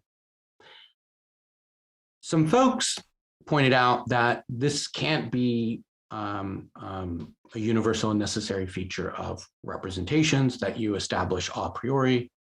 In fact, they thought that this was something that Reinhold established simply through some kind of empirical self-observation of his own representations and couldn't be universalized for all representations. And so Fichte agrees, I think, with this kind of critique of Reinhold. So he wants to supply a first principle that will serve as the ground of the Kantian philosophy, from which we can derive all the capacities necessary for experience, cognition, and so on, but also will allow us to provide a foundation for the sciences as such, moral philosophy, legal philosophy, and even natural science. There's perhaps some hedging his bets there a little bit later, but it's a really robust project. And so he's got this first principle. And the first principle is basically the idea that the subject posits itself absolutely and originally. And it's a principle about the nature of the kind of activity that must be involved in any cognitive, whether theoretical or practical activity a subject engages in. And the thought that Fichte has is that when he says the subject posits itself absolutely and originally, what he means is that when we look at the nature of our cognitive activity, we see that it has this unique feature to it. That is, we have what I'll call a self-reflexive relationship to ourselves. That is, when I am conscious of anything, I'm conscious of myself. And in being conscious of myself, having self-consciousness, and I'll use Fichte's language, I revert back into myself, sort of turn back into myself. And in reverting back into myself, I constitute myself as that self-conscious activity. That is, by turning back into myself, I make myself into an I, to use his terms. So the I of the I think, therefore I exist. If you focus in on that I, Fichte's thought is that I is a self-constituting activity. It posits itself, or it's self-positing. So the first question of many here is, how is he defining self or selfhood? How is he? I understand the process, which are into reverting back, but what is the self in his mind of what that is? Yeah, so he doesn't like the word self as a way of describing this. So in German, that's das Selbst. So he doesn't like that term. He likes the term I, das Ich, or Ichheit, Ihood. And so what he is claiming is that Ihood, or the I, is simply the activity of reverting back into itself and constituting itself as that activity. So the I is a self-reverting activity, fundamentally. So I've been trying. I resisted this during Kant when we were talking about Kant. I cannot resist it any longer. I want to focus on Fichte, but I want to just bring this in here. How is this different from Heidegger's Dasein and being in itself? I know I'm bringing in another different time and different thing, but I can't help but think about how you're, again, Heidegger was doing something different, but how are we seeing these things as different when you're talking about the self or the I? And if he's saying that it reverts back to itself and shows that as a matter of activity, Heidegger's notion of Dasein was that Dasein is always and only possessive. You only have that, which sounds very similar to what you're saying here. So just as a reference point, I guess you could say, how do we see what he's saying? Yeah. So I think that the difference between I-hood and Dasein is something like this. I-hood for Fichte is a much more minimal conception of what it is to be a self. It's to identify a minimal aspect of all selfhood, right? So, for instance, in order to identify this feature of selfhood, I don't need to say something about being in the world. Right. You can't talk about Dasein without talking about worldhood in some way. Yes, it provides the backdrop. It's the context for how because people don't exist in a vacuum. Yeah. And so I think that's a difference, right? Dasein has a cares, I forget exactly how Heidegger puts it, but has a kind of self-care or concern for its own existence. Yeah, right? Care, I think, is the way he describes it. Yeah, Sorge is the German word care. And what I think Fichte would want to point out to Heidegger, maybe Heidegger will totally agree with this, is that care for oneself has within it already this self-reflexive structure that Fichte wants to identify as a kind of minimal condition of I-hood, or as I-hood. And so I think that to make sense of Dasein, at least I would suggest, and I'm no Heidegger scholar, so, is that you need something like this concept of self-reflexivity. You would need to account for it.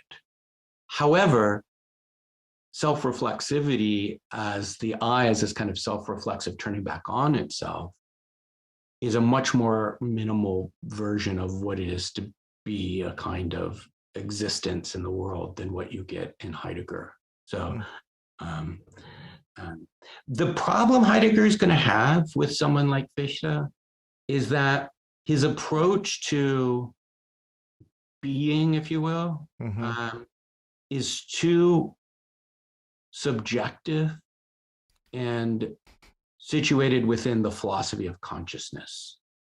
And so much of Heidegger's project is, I take it, in relationship to phenomenology and Husserl, is to overcome the primacy of consciousness as the starting point for thinking about existence, or thinking about intentionality or comportment. And so I think Fichte, Heidegger would see as starting from the wrong sort of standpoint.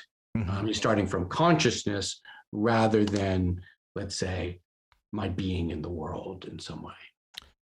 Yes, I agree with you on the last point. I would say that the reason that Heidegger does not mention consciousness in my reading of it, and much in the same way as Merleau-Ponty does not, Husserl doesn't as much, it's because they see phenomenology, right? How do we explain the experience that we have overall, not beyond objective subjective?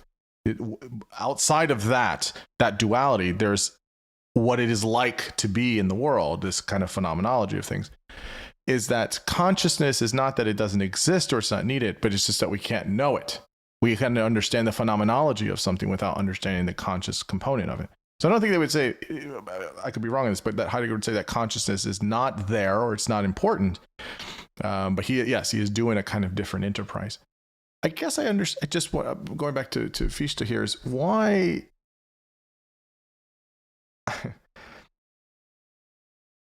Maybe we can go back on this kind of self-reflective thing, because for many people, the self is a type of illusion.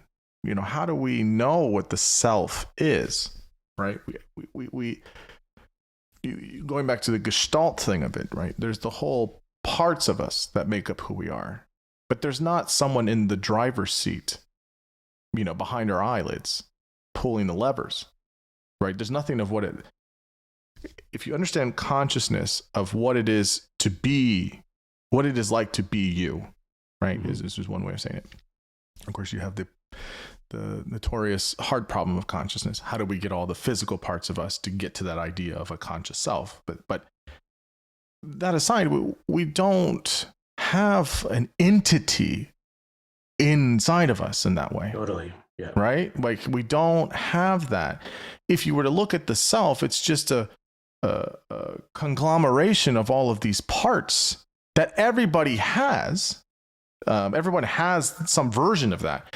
Obviously, each person's conglomeration of parts is going to be unique, but there's a continuity there of what it is to be a human and to have the human experience. But as far as the self being a type of subject behind the eyes or the self internally, that's not there. I don't think as much as we can know empirically or otherwise. And so with Fichte's model, with this self-reflexive point, how would he understand the self? Would he see it as a kind of subject, or would he see it as something beyond that? How would he understand the I in that way? Yeah. So I think he would largely agree with what you're saying. So he's very clear that he wants to avoid the kind of substance model of the subject that you get in Descartes, let's say. And this is in part why he wants to rely on the language of activity, to think about the I as a kind of activity that we have to posit, or we could even say presuppose, in order to make sense of our conscious experience. And so what he's interested in doing is, like Kant, providing an account of the nature of that activity in order to make sense of our experience. And so what you get is not a substantialist model of the self. I think it's a relatively minimal conception, actually, of a self. And so it's not a substance model, right? So I don't know if maybe that's enough to answer your question. I don't know if there's something else. No, that's good. The question I have on that is how is he using or defining activity then? Because again, if you look at the life, or excuse me, the philosophy of life, if you will, from Nietzsche, he has a very active model of what it means to live and to interact in the world in terms of how we understand things. Nietzsche is less worried about ontology directly in the way that some of these guys were, but more so of how do you live an active life. And so I wonder.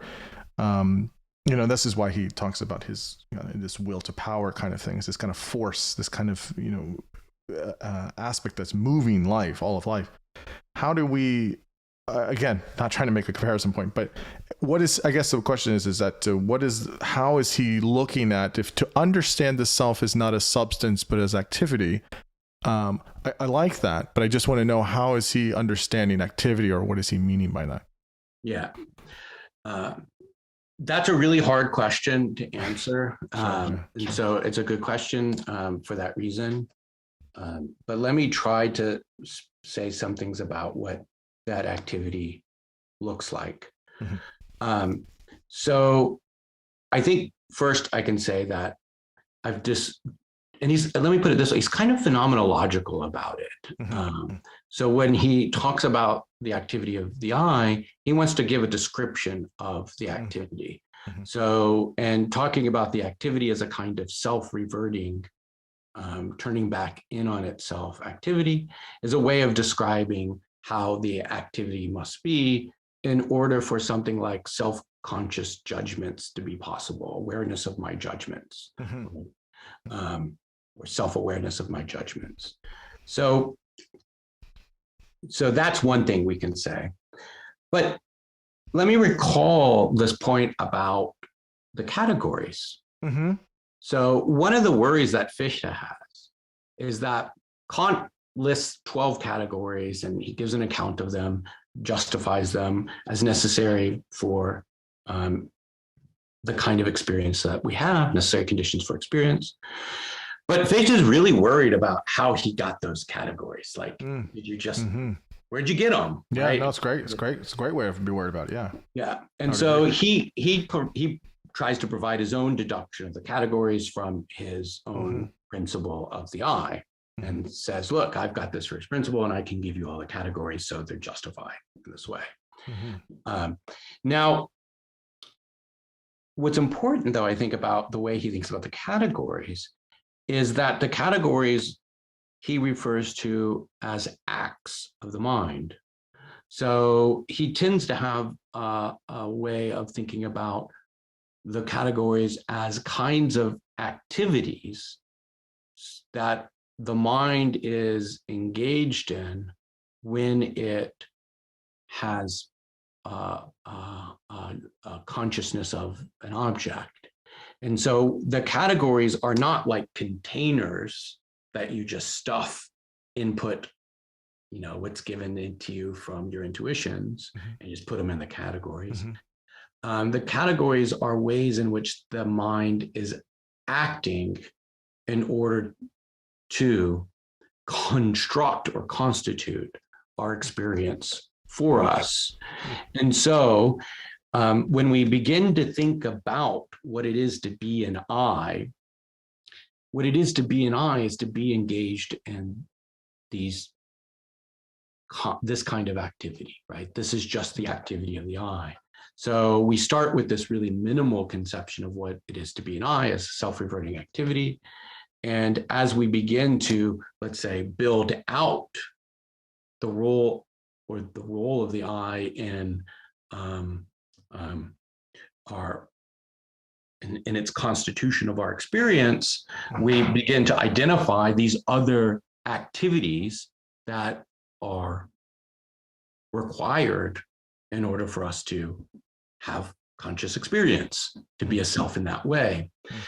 And so the concept of self that you get here is not a conception of the self as, let's say, a Jewish Midwesterner, right? It's not a conception of identity that we associate with the self. Rather, it's this, and this is why I think it's important to keep the focus on I-hood. And so what Fichte is kind of interested in doing then is saying, look, there's got to be a certain kind of structure to the I, certain kinds of activities that the I has to make that are necessary for it to be an I. So one of these is the distinction between what is I and what is not I. So in Fichte, you get this really important contrast that he does a lot of work with between what is I and what is not I. And we need that in place in order to have an intelligible conception of the I. But we have to specify the way in which the I and the not I are related so that that distinction is not sort of self-nullifying, or the not I is sort of obliterates, if you will, the I. That is, what is the nature of their relationship? And so as he proceeds in his philosophical work, and in particular in the first earliest versions of his Wissenschaftslehre, that dynamic of accounting for the I's relationship to what is not I becomes important for fleshing out what it is to be an I, what kind of activities the I is involved in, and providing at the same time a deduction of the categories from this fundamental first principle, and beginning to lay out the grounds for not only a theoretical philosophy, but also a moral philosophy. And once you get the moral philosophy, we're able then to say a little bit more about the nature of the I as an activity, in which case we can talk about the I as a willing activity involved in moral agency, right? As an I that acts morally, right? Or fails to, or whatever. Yeah. And so there we see that the I is involved in an activity he calls striving, right? It's an infinite striving to, in some ways, actualize your moral agency and to be fully an autonomous I that is sort of, yeah. So it's complicated in that way. There's but it's not a homunculus or kind of entity right sitting there behind you. I guess there's a few things to unpack there. I guess the first thing I want to know about the activity piece is if the activity in general, you kind of broke it down to two aspects of it, these kind of dimensions and categories, which I like that, but what is it about how much of human volition, quote unquote, and or instinct is involved in that activity and pushing these ways of, I totally agree. Kant has his categories. Okay. Fichte says, okay, well, where do we get these from? Okay. Well, how do we understanding these two, modalities or dimensions of kind of activity for understanding categorizations that are given? Fine. But beyond that, how do we understand the instinct or volitional kinds of ways of moving of that activity from within this constitution of how he's describing the I-hood? Yeah, great. So I think maybe the short answer is spontaneity. So it's not volitional, right? Yeah. In the sense that sure, yeah. I will myself to apply categories, or I will myself to self-revert in that way. But this is a kind of spontaneous activity that constitutes subjectivity. So this is an account of the constitution of subjectivity. And it's not willed, it's not cause, it's a kind of spontaneous activity in that sense. Yeah, this sounds a lot like Nietzsche in a lot of ways. This is instinct of his kind of will to power.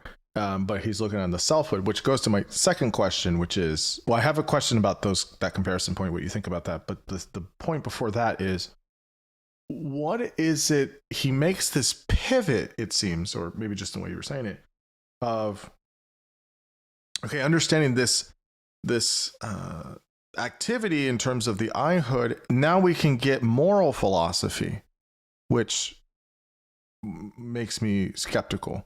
So I guess understanding the I-hood that Fichte has, how does he then make this pivot towards a moral philosophy, understanding that? Okay, great. So the thought that Fichte has is that if we're going to develop this system, right, a moral philosophy has to in some way be grounded in or deduced from the principle of I-hood, from I-hood as such. And so one of the ways I think you can kind of see maybe straightforwardly what he wants to do here is to note some aspect of what it is to be an I. So part of what it is to be an I, to be this kind of self-reverting, self-reflexive activity, is to have a kind of self-sufficiency. And the question then, you could put it this way, is if the fundamental nature of the I is self-sufficient, that is, and here he wants to make a connection with reason, right? That is, the I as this sort of self-reverting, self-sufficient activity is in some sense just reason. Fichte then has the question, well, what, I'm going to put it in maybe different ways than he would put it, but what implications does this have for us as rational agents, as willing agents? And what the implication is, I think, is that in order to be eyes, in order to strive, if you will, to be eyes, we are required, if you will, to act self-sufficiently. And so from the sort of fundamental features of I-hood as self-sufficient, Fichte thinks that we can begin to deduce from the structure of the I a version of the moral law, which demands self-sufficiency, a kind of independence, what you might think of broadly as moral, as autonomy, which gets cashed out in terms of moral autonomy.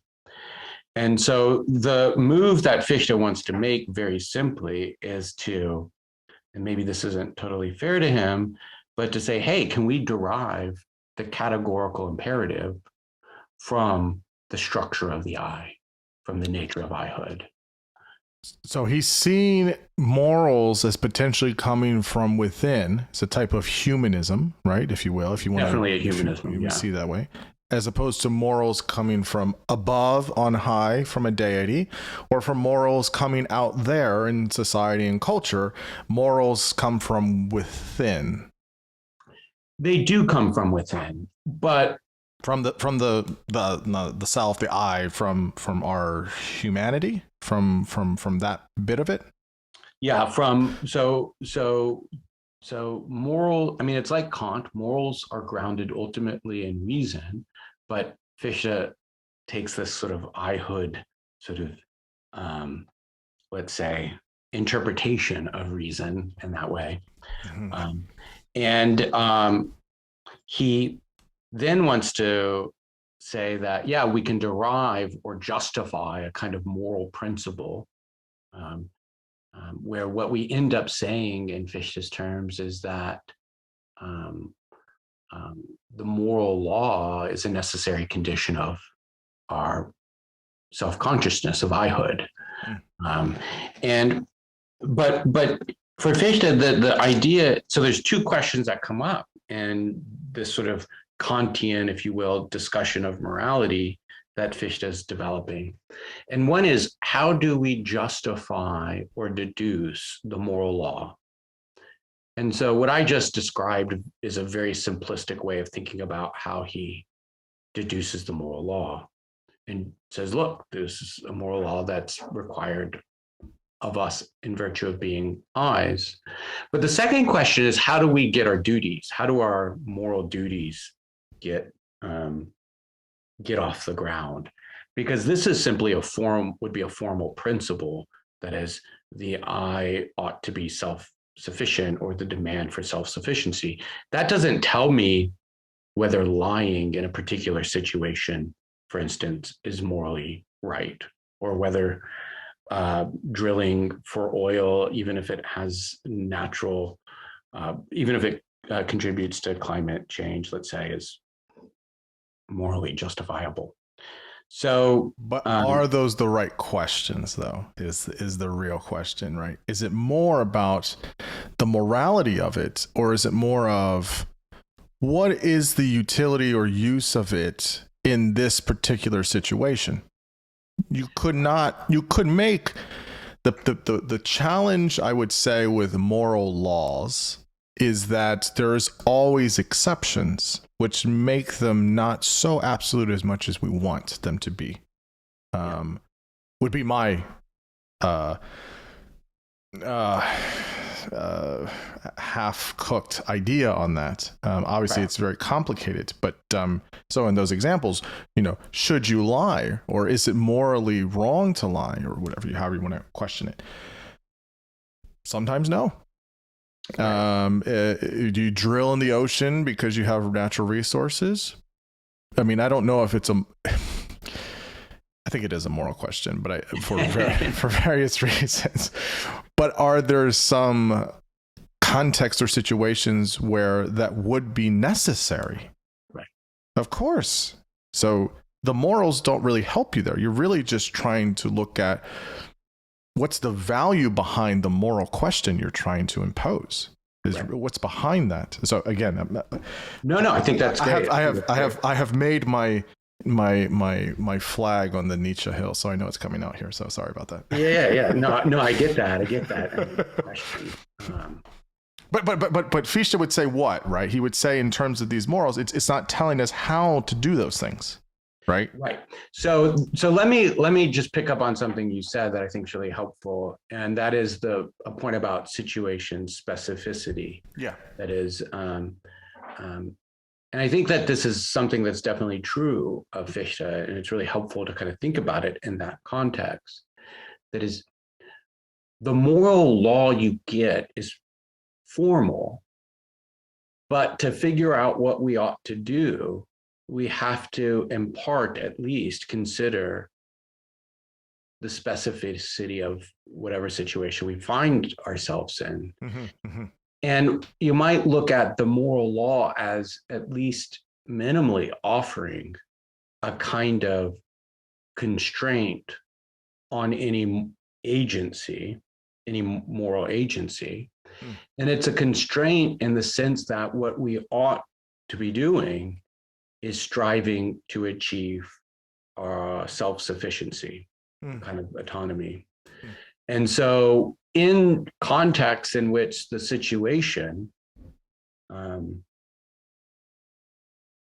gives us, this opportunity, let's say, to act, what we have to consider is whether or what it would be for us to act as a self-sufficient agent. And so there's a kind of, the way I kind of tend to look at it is there's a kind of teleological structure to Fichte's thought here. Oh yeah, I could see that. This is somewhat of an un-Kantian way of thinking about it. And the teleological structure originates from the demand to become self-sufficient beings. So in a sense, our kind of telos is self-sufficiency, and we're striving to achieve that. It's an infinite striving. We're finite beings. We're not going to fully achieve self-sufficiency, but that becomes what you might call a kind of deontological constraint on our teleology, our aim to achieve self-sufficiency. Some people have recently suggested, and I'm actually really, I really like this way of thinking about it, is that there's a kind of perfectionism in Fichte's ethics that, and this is something I think you can see in some interpretations of Nietzsche as well, a kind of perfectionism. But the perfectionism is to perfect yourself in such a way that you achieve this rational standing as a self-sufficient being. And that requires certain concrete duties. So it'll involve duties to your body, how you treat yourself, and also duties to others.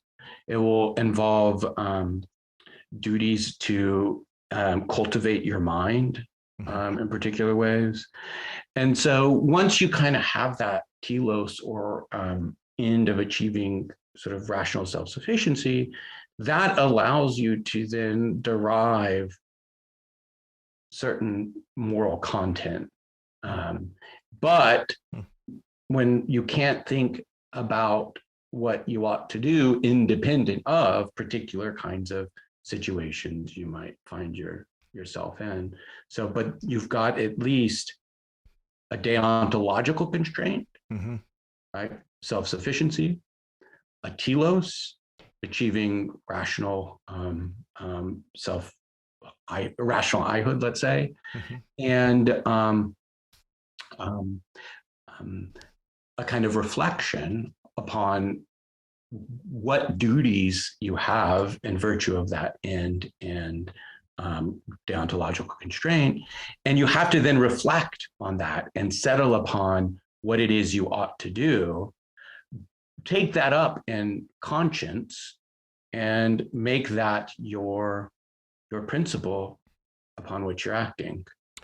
I would say to the last part, I think that's the psychological dimension, is that you have to when you have all those components and those pieces, you recognize that you and only you are responsible for your humanity. Mm-hmm. And there's a psychological feature of that, which I think you could, derive from that a little bit, maybe directly, maybe not so much, but I think because it's rooted in the deontological, the teleological, and the psychological, you have those parts that are showing real power, real empowerment, but real power. And a power that is, I think, very human in some ways, but that it has that it permeates to other humans and other organisms in a way that's very controlled. It's not malevolent, and it has a tremendous amount of, again, responsibility. In my mind, if you were to bridge all of that together, that's kind of where my mind goes with it, is that you have this very kind of way of kind of fleshing out all the components of humanity, of our own humanity and our own humanism, and in many of those ways of thinking. I don't know if you see it that way as well. But. Yeah, no, definitely. So I think you're cluing in on the idea that there's a moral psychology here, right? Sure. And, it's the moral psychology because.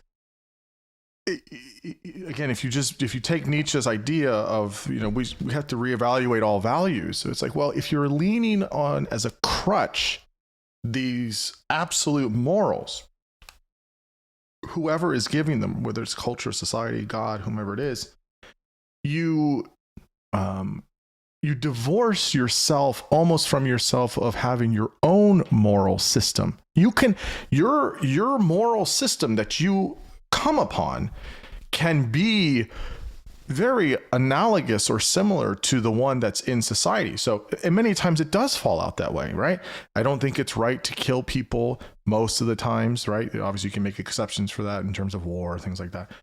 I don't think it's right to lie most of the time. Again, there's some exceptions to those things, but exceptions aside, you can have, but that's a moral system. That's the psychological component of morality that I took responsibility to come to. That may fall out into what many other people say, but there's a difference between just adopting a moral system that's given to you as opposed to having an empowered way of finding it yourself from within your humanity.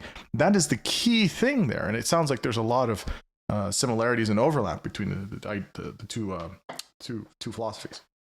Yeah, no, I think that's right. I mean, one way of putting it, and there's a way in which some Kantians approach Kant this way, and I think you could maybe approach Fichte this way too. There's a way of thinking that if you get your morality as simply given to you, that doesn't leave room for autonomy. 110% agree. Yeah. And so the question that the Kantian has is, does reason, it can't be the case then that reason just gives us morality, right? Because then it looks like reason's just a stand-in for God and saying, here are the moral principles, the moral law, and act upon this. So one mode of sort of resolving or overcoming that problem is to say that what reason is, in some sense, is the activity of constructing, or what practical reason is the activity of constructing for ourselves the moral principles as required by reason, as is rationally required, and that it's the activity of, let's say, constructing that is in part a coming to have some insight, while at the same time seeing this as justified, right? As you go through the process of construction, not only do you gain insight into what is required of you, but you are, in coming to that insight, providing a justification for it. So, and that's a way of resolving this concern that it might look like reason's just laying out, here are the principles and here's the recipe, go. Right. Yeah, no. But I think that that's really the way you've talked about it in terms of a kind of empowerment or power that you have, is something that I don't think Fichte would. I mean, it's not the language that he used. No, it's not the language. No. But I don't think he would disagree with that, right? And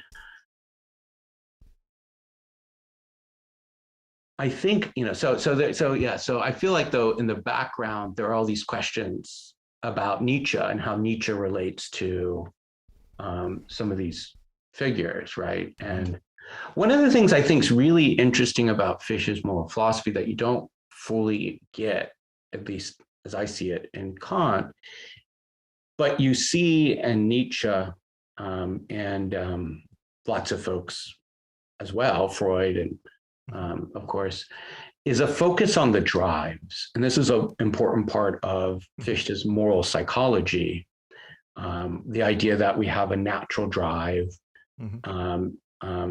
He thinks we have a social drive. He's the kind of author or writer where, like, every book you read, it's like, oh wait, there's another drive. And he gives lots of names to them, but I'll try to keep it simple and say that there's a kind of natural drive and what he calls the original drive. And the natural drive is what you might think of it as. It's our drive to satisfy various natural desires, right? It's the id. Maybe you put it that way. But then you've got this pure drive. Now it's going to sound very Freudian. Super ego. Keep going. And let me say, as a footnote to this, the German is not id and ego in Freud. It's es and ich, which is it and I. And so one of the things that I think is a mistake in translations of Freud is they use the Latin to translate the German, where if you translate the ego as das Ich, or the I, the connection of Freud to this German idealist tradition and to figures even after it throughout the 19th century becomes much clearer, but that gets broken off when you go with the Latin translations. I can't remember if Lacan picked up on this. I know he was very worried about the correct interpretation of Freud. So I don't know if he picked up on that, but I have heard this as well. And it does, we're so used to the levels of personality function, id, ego, super ego. But if you're doing it from the German, it actually makes way more sense. And there's a certain intellectual legacy he's a part of, which goes back to Kant and Fichte and 100%. So Yeah. But so let me jump back into that point about the drive. So you've got the natural drive and this original drive. And really what Fichte is trying to account for in his moral psychology is the ways in which those drives have to interact, have an ethical drive that that pushes you to act morally, right? Yeah, right. So that Freud connection is really helpful to kind of think through. What you don't have in Fichte that you have in Freud is this robust sense of the unconscious. Sure. Right. But you do get dimensions of that in Schelling, but that's a whole nother story. Well, yeah. I'll say this about the Fichte and Freud. So on the early on, I had my good friend Tyler Van Ostrand, and we did a very long podcast talking about many of the differences actually between Freud and Nietzsche. Now, many people have spilled a lot of ink talking about how similar they are, and they're so similar in their influence. Freud was influenced by Nietzsche, all these things, and they certainly are. I mean, if you were just to do even more than a cursory reading, if you were to do a pretty rigorous reading of Freud and Nietzsche, you would say, yeah, where's the differences? And my friend, was studying philosophy, and he, basically just said, I think I found some of this, and his way of seeing it, which I agree with, is this is a very, if you want, you can listen to the 4-hour conversation, but the simplistic argument is that they're both talking about drives. So Freud is talking about sex and aggression, and those really kind of are drives that are lumped into kind of more categorical than the actual. I mean, they are actually sex and aggression, but they become more categorical than anything else. And obviously, Nietzsche had eternal recurrence of the same, will to power, etc.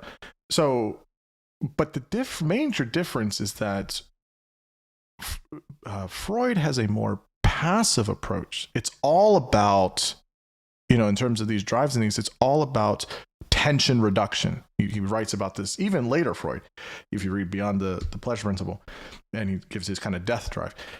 He's always talking about trying to reduce tensions. And even late Freud is saying, how do we try to understand what happens, understand that we will die. And there's some absolutely brilliant stuff in Beyond the Pleasure Principle. But Nietzsche is saying also about drives and also about life, but in a very active way. And this is the major diversion between Freud and Nietzsche, which is fundamentally significant, I would say. I would say that they're talking about the same things, but they have a different way of approaching it. And so, while there are many similarities with, it sounds like, I mean, or at least a handful between Fichte and Freud, it does seem, though, that this activity idea that you were talking about with Fichte sounds very similar in the tradition of Nietzsche's very active living. It's a very active way of understanding life, and so, yeah, interesting how he's. These two guys, Freud and Nietzsche, are picking up on some of the stuff that, consciously or not, are picking up on some of Fichte's kind of ideas too. I don't know if you have any thoughts on that. But. Yeah, no, definitely.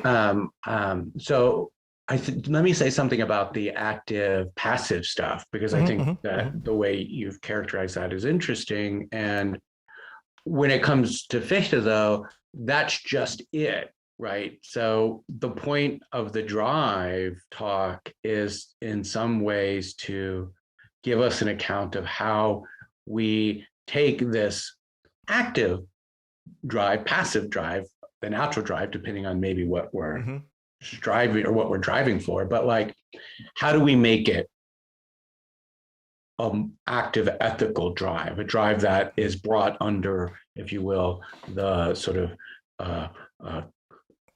practical willing or control of the I. And so that's a kind of interesting connection where there's this kind of, maybe you could say like internal struggle, within the I to right.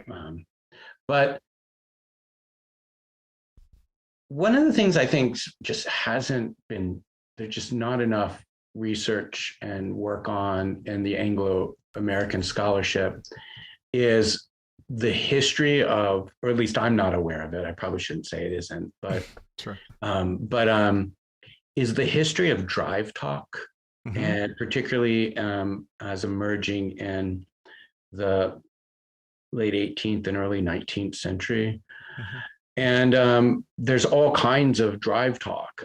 There's this natural scientist, Blumenbach, who in his studies of nature posits what he calls the Bildungstrieb, or formative drive within nature. So drives as elements of the natural constitution of the world. And then you see in the Kantians and other folks they all have some kind of theory of drives. Reinhold has a theory of the drives. Fichte has a theory of the drives. Schiller has a theory of the drives that's situated partly within a theory of aesthetics. Schelling has stuff to say about drives. And it's just all over the place. And sort of working out the subtleties and differences is something I just don't think it would be super valuable, a great project, because I think like as that appears in other philosophers like Nietzsche and in Freud, there's a lot to learn about that legacy. And so I just sort of just say that as like, yeah, that's stuff super fascinating. And well, yeah. I guess I could go one. I totally agree with you, and that would be an immense project to take. But I would say that all of these people are talking about something. I would say unconscious or underneath the surface, and I guess what's the phenomenology of all of this, right? What are we trying to say about this experience? We all know there's this something that's pushing, right? There's a kind of movement of sorts, and whether you call it a natural drive, a sex drive, aggression, active, passive, there's these things that we're all doing Plato's homework here, right? You know, we're all trying to understand, like, what is it that we're that seems to be something unbeknownst or unaware for us in conscious state. And so I totally agree with you. I mean, this is talked about a lot, and you know, and then you get Darwinism in there, and so plenty of things to say about that. So, you know, I agree with you. It is a helpful way to try and think about it, but then to try and say, how do all of these things, are they all talking about the same thing, or what are some of the ways in which they diverge and converge and things like that? So yeah. Okay. So I guess one of the other questions here before we leave Fichte is his influence on German nationalism. Now, I'm sure you and I could sit here and talk for, you know, many hours about nationalism itself and the German nationalism and its history and all these things. But I guess what was his, you know, Fichte's philosophy and his contribution to the idea of German nationalism at the time, and then how how people used his philosophy later in Germany's history. Yeah. So this is a complicated question, but I think it's super interesting. Nationalism is never a straightforward matter. I mean, it's never straightforward. Yeah. So here's the thing that's really interesting. I'm hesitant to call Fichte a nationalist for a number of reasons, but let me just say he's a kind of nationalist at one point in his career, but he's also a kind of socialist, right? He's also expresses, I wouldn't say anti-Semitic, but anti-Jewish sentiments. So that does not look good. Nope, does not. Does not. Does not look good. However, he's not a National Socialist, even though his writings were in some ways championed by members of the National Socialist Party, as were the writings of many other German philosophers, writers, poets who would have rejected all the tenets of National Socialism. They love to cherry pick, that's for sure. Yeah. So, but I think there's just so much there. So let me start with the anti-Semitism, anti-Judaism issue. How do you make that distinction, by the way? Yeah, so I make that distinction this way. Anti-Semitism is a racial prejudice that is connected also to a religious prejudice. But race, the Semiticness of the person, is really important. So much so that even if you reject the tenets of the religion, you could still be identified as a Semitic person or a Jewish person, right? So I am someone who rejects the tenets of Judaism, though was raised Jewish and have Jewish ancestry. So certainly in the Holocaust, my fate would not have been good. But and what I mean by rejecting the tenets of Judaism is I don't think the dogma, the doctrines. Yeah, dogma. Yeah. So so what Fichte opposed in particular was not the race of people. In fact, the concept of race, as we know it today, wasn't as operative in Fichte's time. Sure. I mean, in many ways, this is one of the key moments. Kant plays a role here in the invention and construction of our biological conception of race. That's a long history and story of its own. But Fichte definitely expresses anti-Jewish sentiments that I think are common amongst a number of Enlightenment thinkers or thinkers connected to the Enlightenment. Hegel even expresses similar sentiments. And the idea that, and he says some really awful things like the heads of Jews should be cut off in a single night and replaced with heads that have no Jewish ideas in it. I'm totally paraphrasing, but something like that.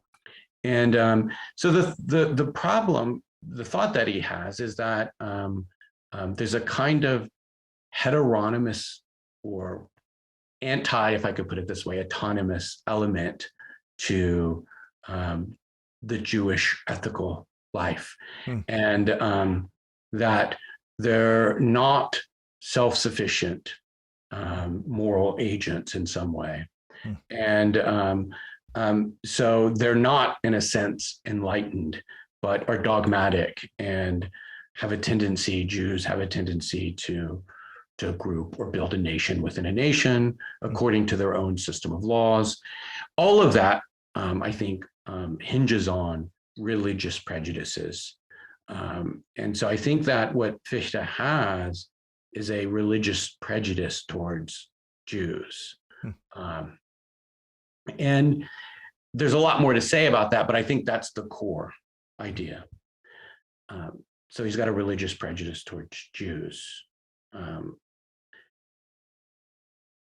And I think that should be condemned. Certainly. Is that prejudice implicated in his ideas of nationalism? Yeah. Interestingly, it's not the religious prejudice against Jews that is relevant to his nationalism. It's actually a prejudice against French people. He does not like the French. Yikes.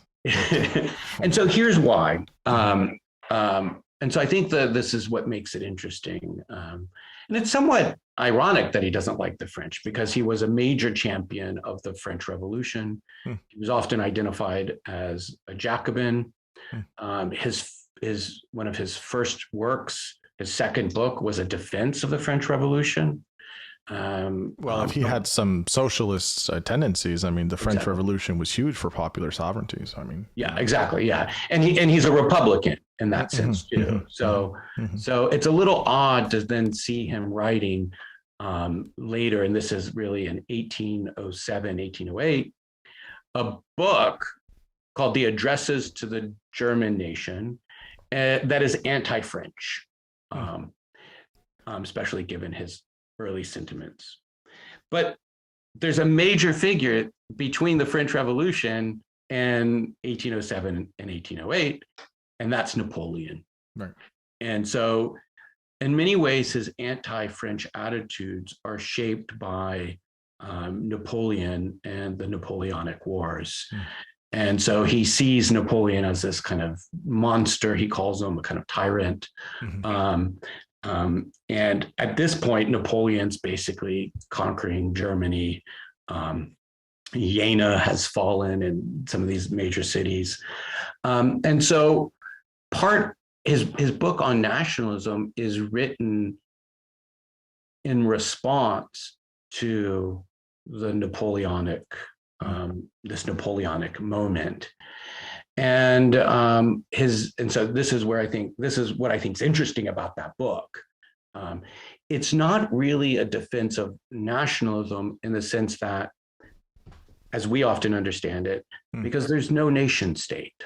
He's not defending the construction of a nation state that is German in an ethnic way.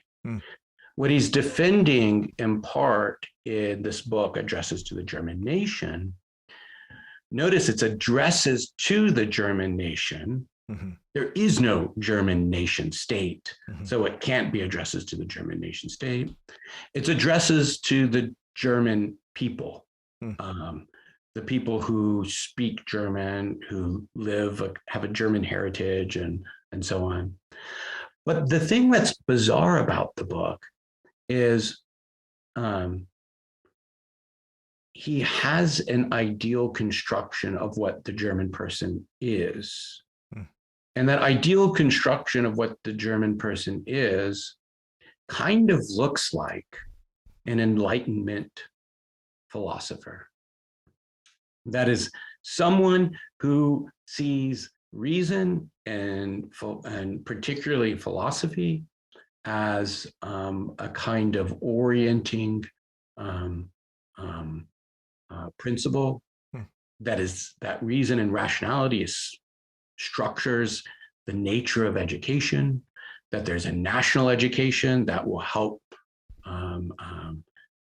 folks achieve their true rational being. And so in some ways, the ideal German starts to look like this kind of ideal Enlightenment figure. Now, here's one of the nutty things he says.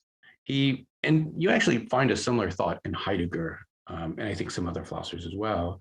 He gives a certain kind of priority to the German language over other languages. That is, he thinks that the German language, and he's wrong about this, is connected to some Ursprache, some original language, that it's more intimately, if you will, connected to that original language, and in some way is purer than other languages. The really funny thing about this is the book, again, is called Addresses to the German Nation, and the concept of nation seems important, but nation is a Latin term and not a German term. And so there's some people who do work in the linguistics, the history of languages, and have really kind of pointed out so many of the words that Fichte is relying on as central categories are actually what are called loan words, words borrowed from other languages and just completely obliterate. I mean, the thesis, you don't need these arguments to obliterate the thesis that the German language is more connected to some original language, but just obliterate the very idea that there's some kind of purity to the German language. It uses words from all kinds of languages, just like every other language. But here's the thing that's weird about it. One figure who he calls out as un-German is a figure named Hamann, who was actually Hamann was a friend of Kant's. They both lived in Königsberg. They actually planned at one point to write a children's version of Newton's Principia. But Hamann went off down the sort of irrationalist religious side of things and left the Enlightenment and so on. And he was someone who championed sensibility over reason, the emotions and over reason and so on. But Hamann, and this is an interesting thing, loved the German language. And at one point they were going to revise, as languages often are officially revised in certain ways, they wanted to take the H out of German because it's often not needed. But Hamann was offended by this. His name begins with an H. So he wrote a philosophical treatise that's like something like In Defense of the Letter H, right? But and so he's a very poetic, interesting, very neat, like his style, like Nietzsche is someone who comes to mind when you read Hamann. Fichte calls him un-German. Hmm. And maybe there's no one more German in some sense than Hamann, right? And so the reason I think he does that is because his construction of what it is to be German is intimately connected to an idea of a kind of Enlightenment idea or idea of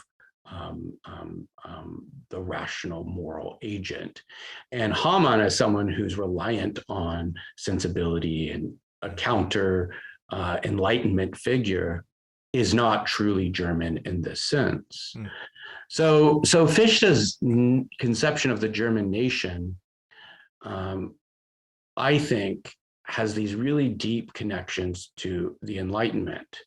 And what's interesting about that is not that anything about the Enlightenment automatically leads to something like Fichte's thought, but that these divisions between, let's say, the Enlightenment or reason and sort of maybe counter-Enlightenment or emotional appeals to like the nation or the fatherland, they're much messier than when you look at the historical record and historical text, then we often divide in our minds. So what you get in Fichte's addresses to the German nation is what I would think of as a kind of German exceptionalism. I see that, yeah. Where what is exceptional are certain values that he associates with Germany over and above other countries like France. And in some way, it resembles more the way in which I think some folks, politicians, some intellectuals might talk about a kind of American exceptionalism. I can see that, yeah. And so that's kind of how, but what happens is as Germany begins moving for political reasons, right? At the time, Germany was these mix of commonwealths, provincial states, and so on. And so as there develops, particularly in the 30s, 40s, and then 50s and 60s, great, more significant kind of nationalist movements, creating nation states. Let's get Germany to be a nation state. Right. Fichte's work gets taken up as part of this move, and particularly in the 1860s, there's some influential essays that sort of use Fichte as a justification for this unified German identity or nation. And then you see that really lays the ground for the use of Fichte by the National Socialists. So I've got the anti-Judaism bit, the nationalism bit. Let me just very briefly say something about his socialism. So Fichte is again a kind of proto-socialist, or maybe straightforwardly a socialist. He writes in 1800 a book called The Closed Commercial State, which he analogizes the economic, political economy of the state to the way in which states are juridically closed, right? So in the United States, we have our own system of laws. We're juridically closed in that sense. So he says, well, the state should be the state should be economically closed, self-sufficient in that way.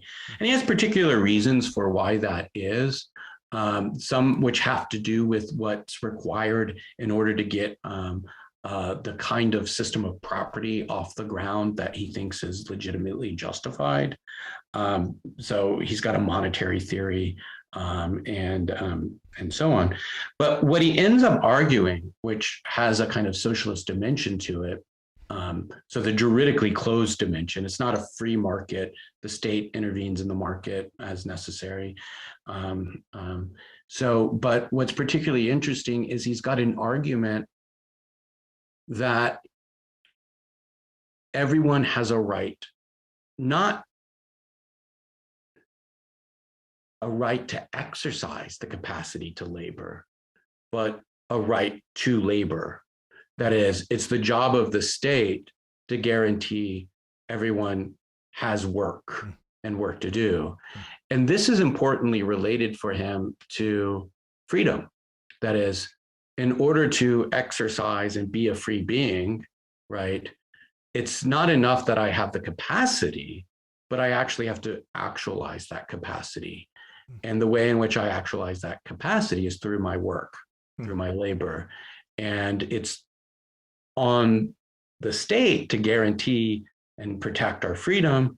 And in this sense, ultimately, it's going to follow that it's on the state to guarantee and protect not simply our capacity to act freely, but to actually engage as free beings in the world. And so that requires the guarantee of labor and even of the possession of property. So you get a kind of socialism there, but he never really connects the anti-Judaism to the socialism to the German exceptionalism, as far as I see it. But you could see why it's easy to make those connections and present it as a kind of predecessor to something like the National Socialist movement. But Fichte is a defender of freedom and of rationality and reason. And I think in many ways, what you see in the National Socialist movement is fundamentally incompatible with those tenets, right? A lot of that and what he's saying, it just sounds in terms of the anti-Judaism and even the anti-French stuff is knowing the condition of Germans at the time. It just sounds like he has a lot of projection and displacement. Like, oh, here's a people group that even though they don't have a state, they're very well connected. They have culture, they have systems, they have rituals, they have traditions. And not to say that Germans at the time didn't, but it wasn't as unified. And same thing with maybe on a more political level with France at the time, which was, hey, they're kicking ass and trying to get things the way they want it, and we don't even know who we are. We don't even know we don't have anything unifying us. It's a kind of a amalgamation of things, and so it just sounds like he's a little salty about it. He's a little salty, about it. Yeah, and he's not the only one. I mean, sure. There's a maybe not an explosion, but there's a burst of proto-nationalist literature that emerges at this time in response. Well, and then you have even folks like Wagner, who was anti-Semitic and very nationalistic and all that stuff. I think again, it goes back to that idea of how, with him specifically, from what you're saying, it sounds like a lot of him in his ideas, in his work, in his philosophy, which is, that people are complicated. Some of it's great, some of it is not so great, so it's very fascinating. I want to just briefly talk about Schelling. He's not as well known, and so maybe just give us his major philosophical ideas and I guess how they connect with or how that where they fit within the kind of canon of German idealism. He's kind of this guy between Fichte and Hegel, and I think kind of Hegel overshadows him at a certain point. But maybe just kind of give us a broad overview of his idea. Sure. So Schelling was a philosophical prodigy. His first major works were published when he was something like 20, right around that age, and he was 5 years younger than Hegel, but he went to basically the seminary and was roommates with Hegel and Hölderlin, the German poet. So they all kind of were educated together and formed strong bonds that lasted throughout much of the 1790s, though as these things go, many of them, their friendships broke apart. Mm-hmm. But when Schelling arrives on the philosophical scene, he's super excited about Fichte, and he sees Fichte as this like new hero, going to show us the way kind of approach. And his first major works were involved in the set of debates that I was describing earlier about Reinhold and foundationalism and the foundations of Kant's system. And as it turns out, Fichte, even in writing to Reinhold a letter, says, there's this young guy Schelling, and it looks like he's writing some commentaries on my work, right? So he thinks Schelling's first works are basically commentaries on his own system. But immediately you can see in Schelling a kind of metaphysical approach to philosophy that is not ultimately present in Fichte. So I haven't used the language of the absolute that much. Maybe I should have used that more in talking about Fichte, in the sense that the I, in terms of positing and constituting itself, is this kind of absolute I. But Fichte never really makes the claim that this is a kind of metaphysical posit of some sort. Schelling begins to take up a much more metaphysical understanding of what the I is, that I think departs more from the kind of epistemological or epistemic approach that Fichte has. And so this is fascinating, right? You see a conception of the absolute I as a kind of absolute being that is not subjective, but is a kind of objective absolute. And it's not clear to what extent Schelling really understood how different his writings were at first from Fichte. He's kind of stumbled upon it by accident. Like, oh, that's pretty profound. Yeah, I think he had more just stronger theological commitments in a certain way. And so Schelling begins developing a quasi-Fichtean philosophy. But what happens is he takes up the philosophy of nature. He's really interested in nature. And Kant had already begun to think about nature from the standpoint of his critical philosophy, his transcendental philosophy. So it's not surprising to see Schelling do that. And in a sense, what Schelling wants to do is develop what he wants to do is develop a philosophy of nature that begins from a kind of Fichtean standpoint. And as he begins to work out this philosophy of nature, it evolves over time. Is he trying to do this philosophy of nature because Fichte didn't have it, and so he's seen a void and saying, "Boom, we use the principles that Fichte is saying, and then we can look at it with nature." So is that part of the reason? And if so, why the pivot to nature? What was he trying to do with that, as opposed to maybe something else? Yeah. So I definitely think part of it has to do with a kind of gap in sort of Fichte's theory. He doesn't really develop a robust philosophy of nature. But part of it also goes back to, which we haven't really gotten into, is Kant's own theory of nature and the critique of judgment. And one of the things that Kant says or argues for in the critique of judgment is that there's an a priori principle of purposiveness that is a condition on judgment. And what Kant has in mind, I'll just put this really simply, is that in order to do the work of the scientists and make judgments about nature, we have to assume that there is some kind of order or purpose or purposiveness within the natural world. Classifications, for instance, seem to take for granted some kind of principle of purposiveness. But Kant stopped short of saying that nature itself had these kinds of purposes in it, right? This is a kind of a priori principle of judgment, not a claim about how nature itself is constituted.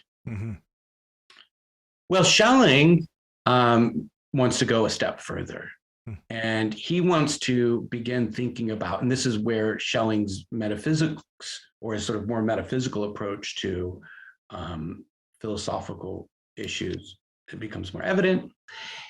He wants to figure out, I guess I can put it this way, what it is we can say about nature from within the transcendental standpoint, the standpoint of Kant in Fichte's philosophy, that is a priori, but not simply a condition of judgment, but constitutive of nature itself.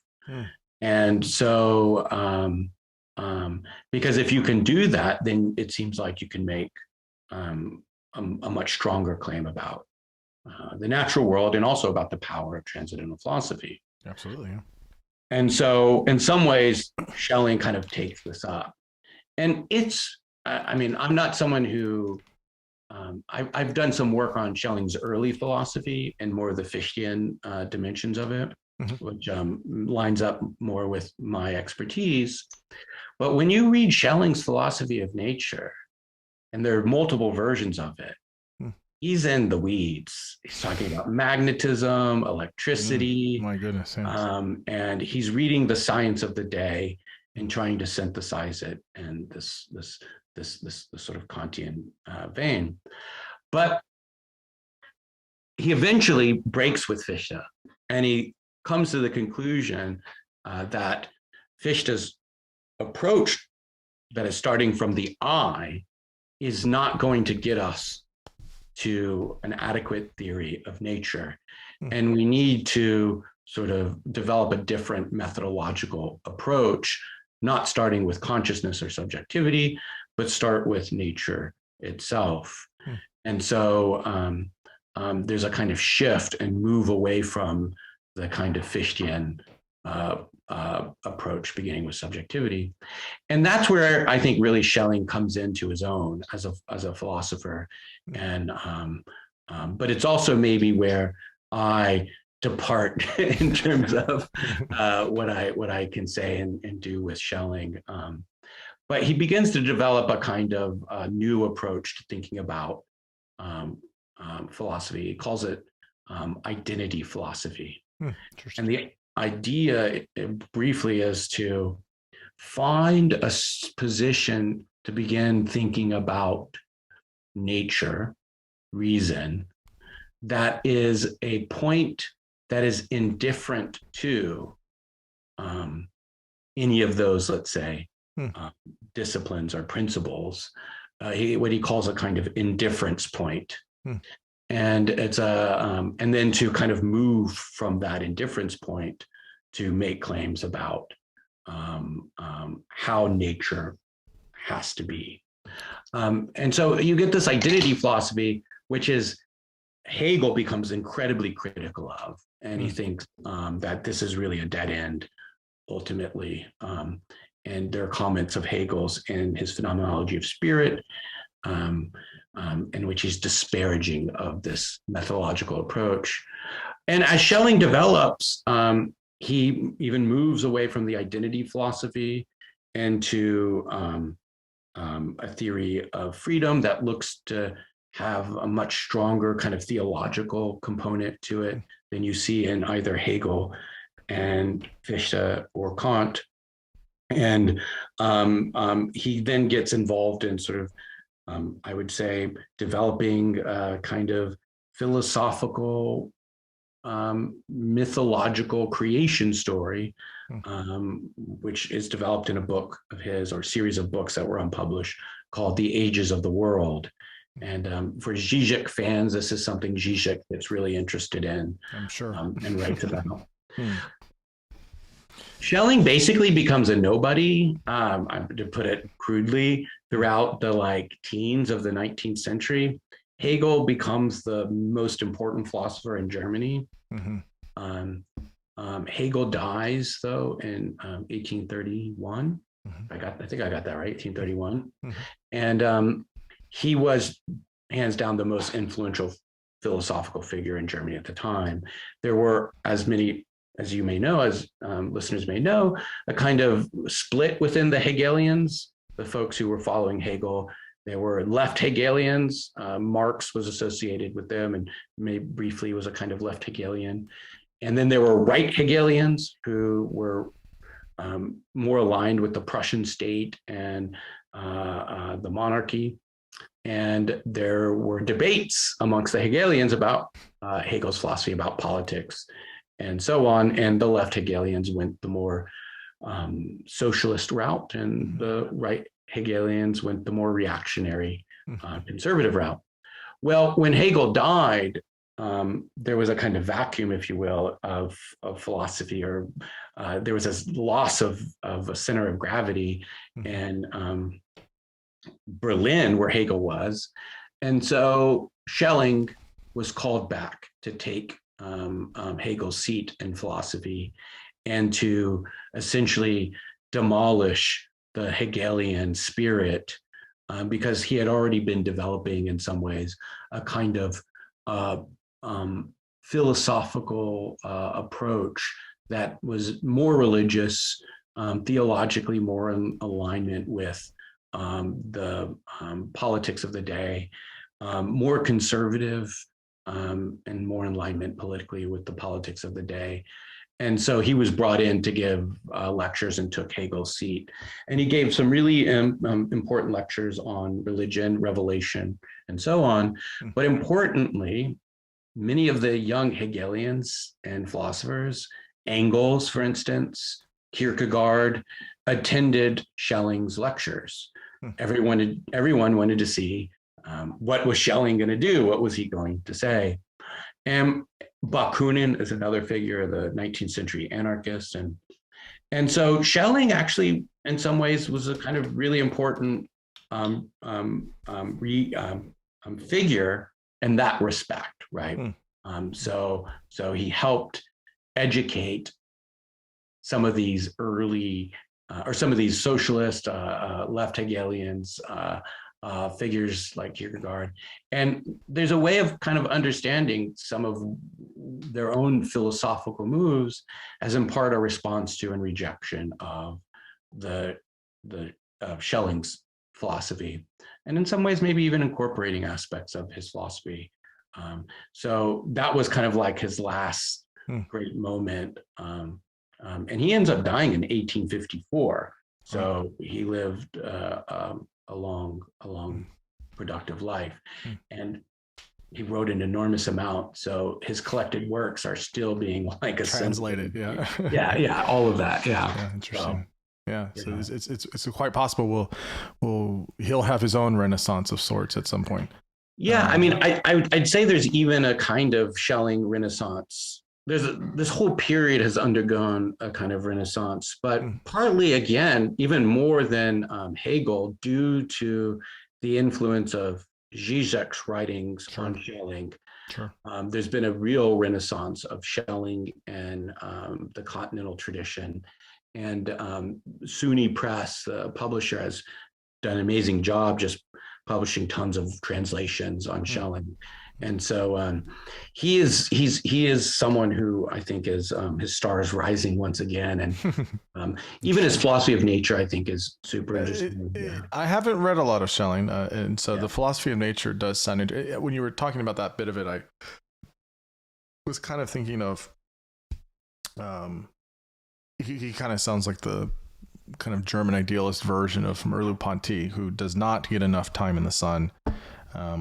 I'm a big fan of Merleau-Ponty, and he did a lot of his phenomenology on the body, but he again has a very technical way of writing. And so Schelling sounds very similar in that way. This kind of talking about magnetism and things like that has a very technical way of talking about things, which is interesting. It's very interesting. Well, maybe I'll plug a book that is worth reading. Not my own book, but it's a book by a scholar named Robert Richards, and it's called The Romantic Conception of Life, Science and Philosophy in the Age of Goethe.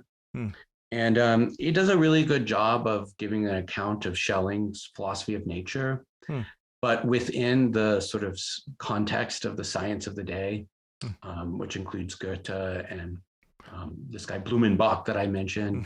And it's a great sort of work of intellectual history, philosophical analysis, and super readable, fun, enjoyable. At least for me, it was fun and enjoyable. Well, I'm sure many listeners would also find that does sound fascinating.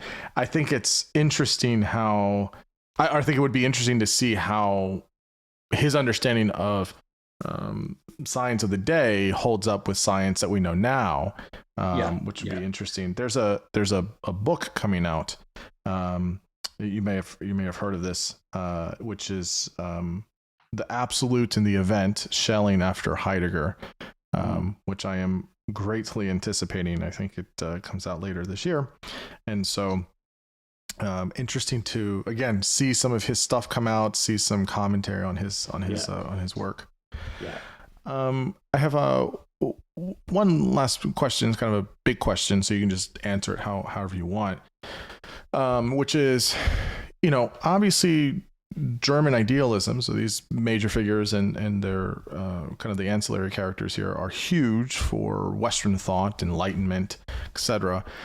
How much do you see the figures and the philosophies, maybe more importantly, impacting philosophy in the 20th century as we get into Kierkegaard, Schopenhauer, Nietzsche, Heidegger, and even Sartre? How do we see German idealism impacting many of these philosophers, impacting phenomenology, etc.?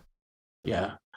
So, I mean, I think in many ways, German idealism is a kind of foundation for continental philosophy. And if you want to tell a story about how continental philosophy comes to be, I would start with Kant, and you could maybe even just start with Fichte. And Kant's someone who kind of everyone wants to take a claim as their own, but there's a way in which the kind of concerns, the kind of style, the kind of dialectical nature. We didn't really talk much about that, but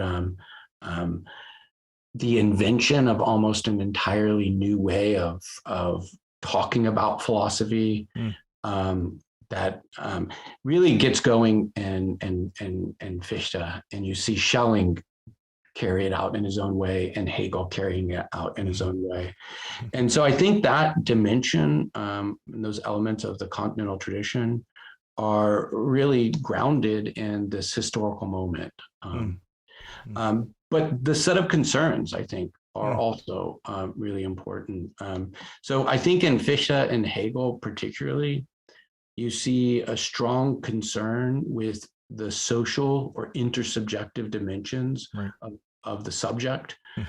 Fichte has an important concept of recognition that Hegel takes up, that plays a role in Marx, and you see that concept of recognition throughout the 20th century, and Sartre, Simone de Beauvoir, Lacan, and then figures like Axel Honneth, Jürgen Habermas, Judith Butler. And so that's another moment in which I think this German tradition is sort of a ground for, but also there's still resources there to be tapped, I think, in the tradition through the reading of these texts. One of the things I think that happens too often is we are too certain about our own beliefs about what the texts say. And we hold on to these sort of, if not stereotypes, sloganistic ways of thinking about some of these figures. And when you go back, you find lots of riches.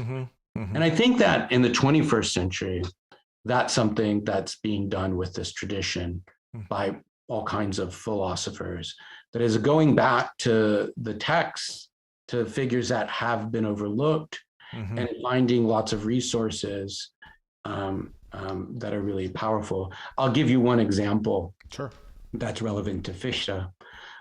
In contemporary moral philosophy, there's an important moral philosopher named Stephen Darwall.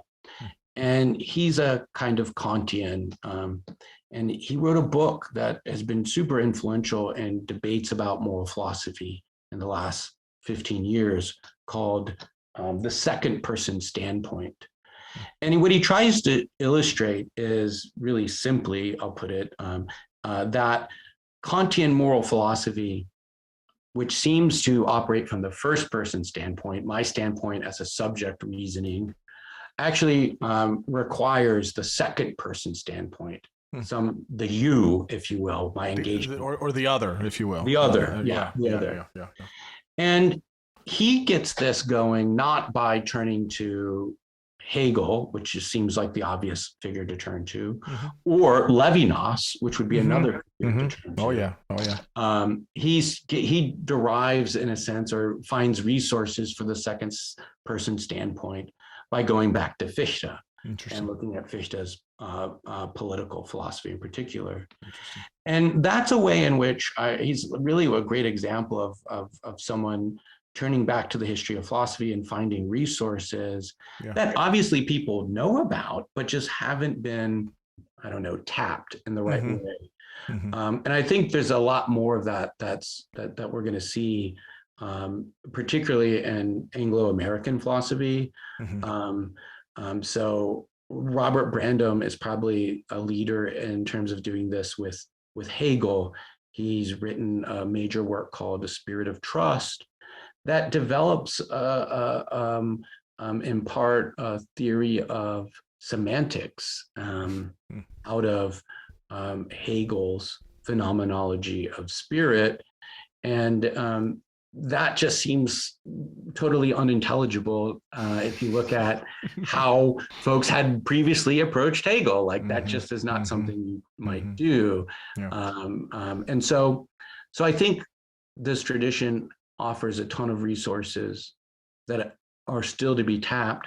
But to me, to make sense of Sartre or Heidegger or Husserl in a kind of rigorous and careful way, it's really helpful to sort of work through figures like Kant, Fichte, Schelling, and Hegel.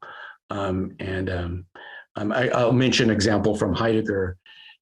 Heidegger gave a series of lectures on Schelling's philosophy of freedom and multiple occasions.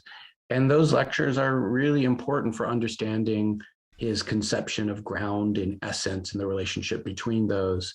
And so those are, again, like I think that's something that folks are rediscovering today about Heidegger, how important Schelling is for his own philosophy. One of the wonderful things about Heidegger's ideas in philosophy is not only is he very original. I mean, Being in Time is, one of the greatest books of the 20th century.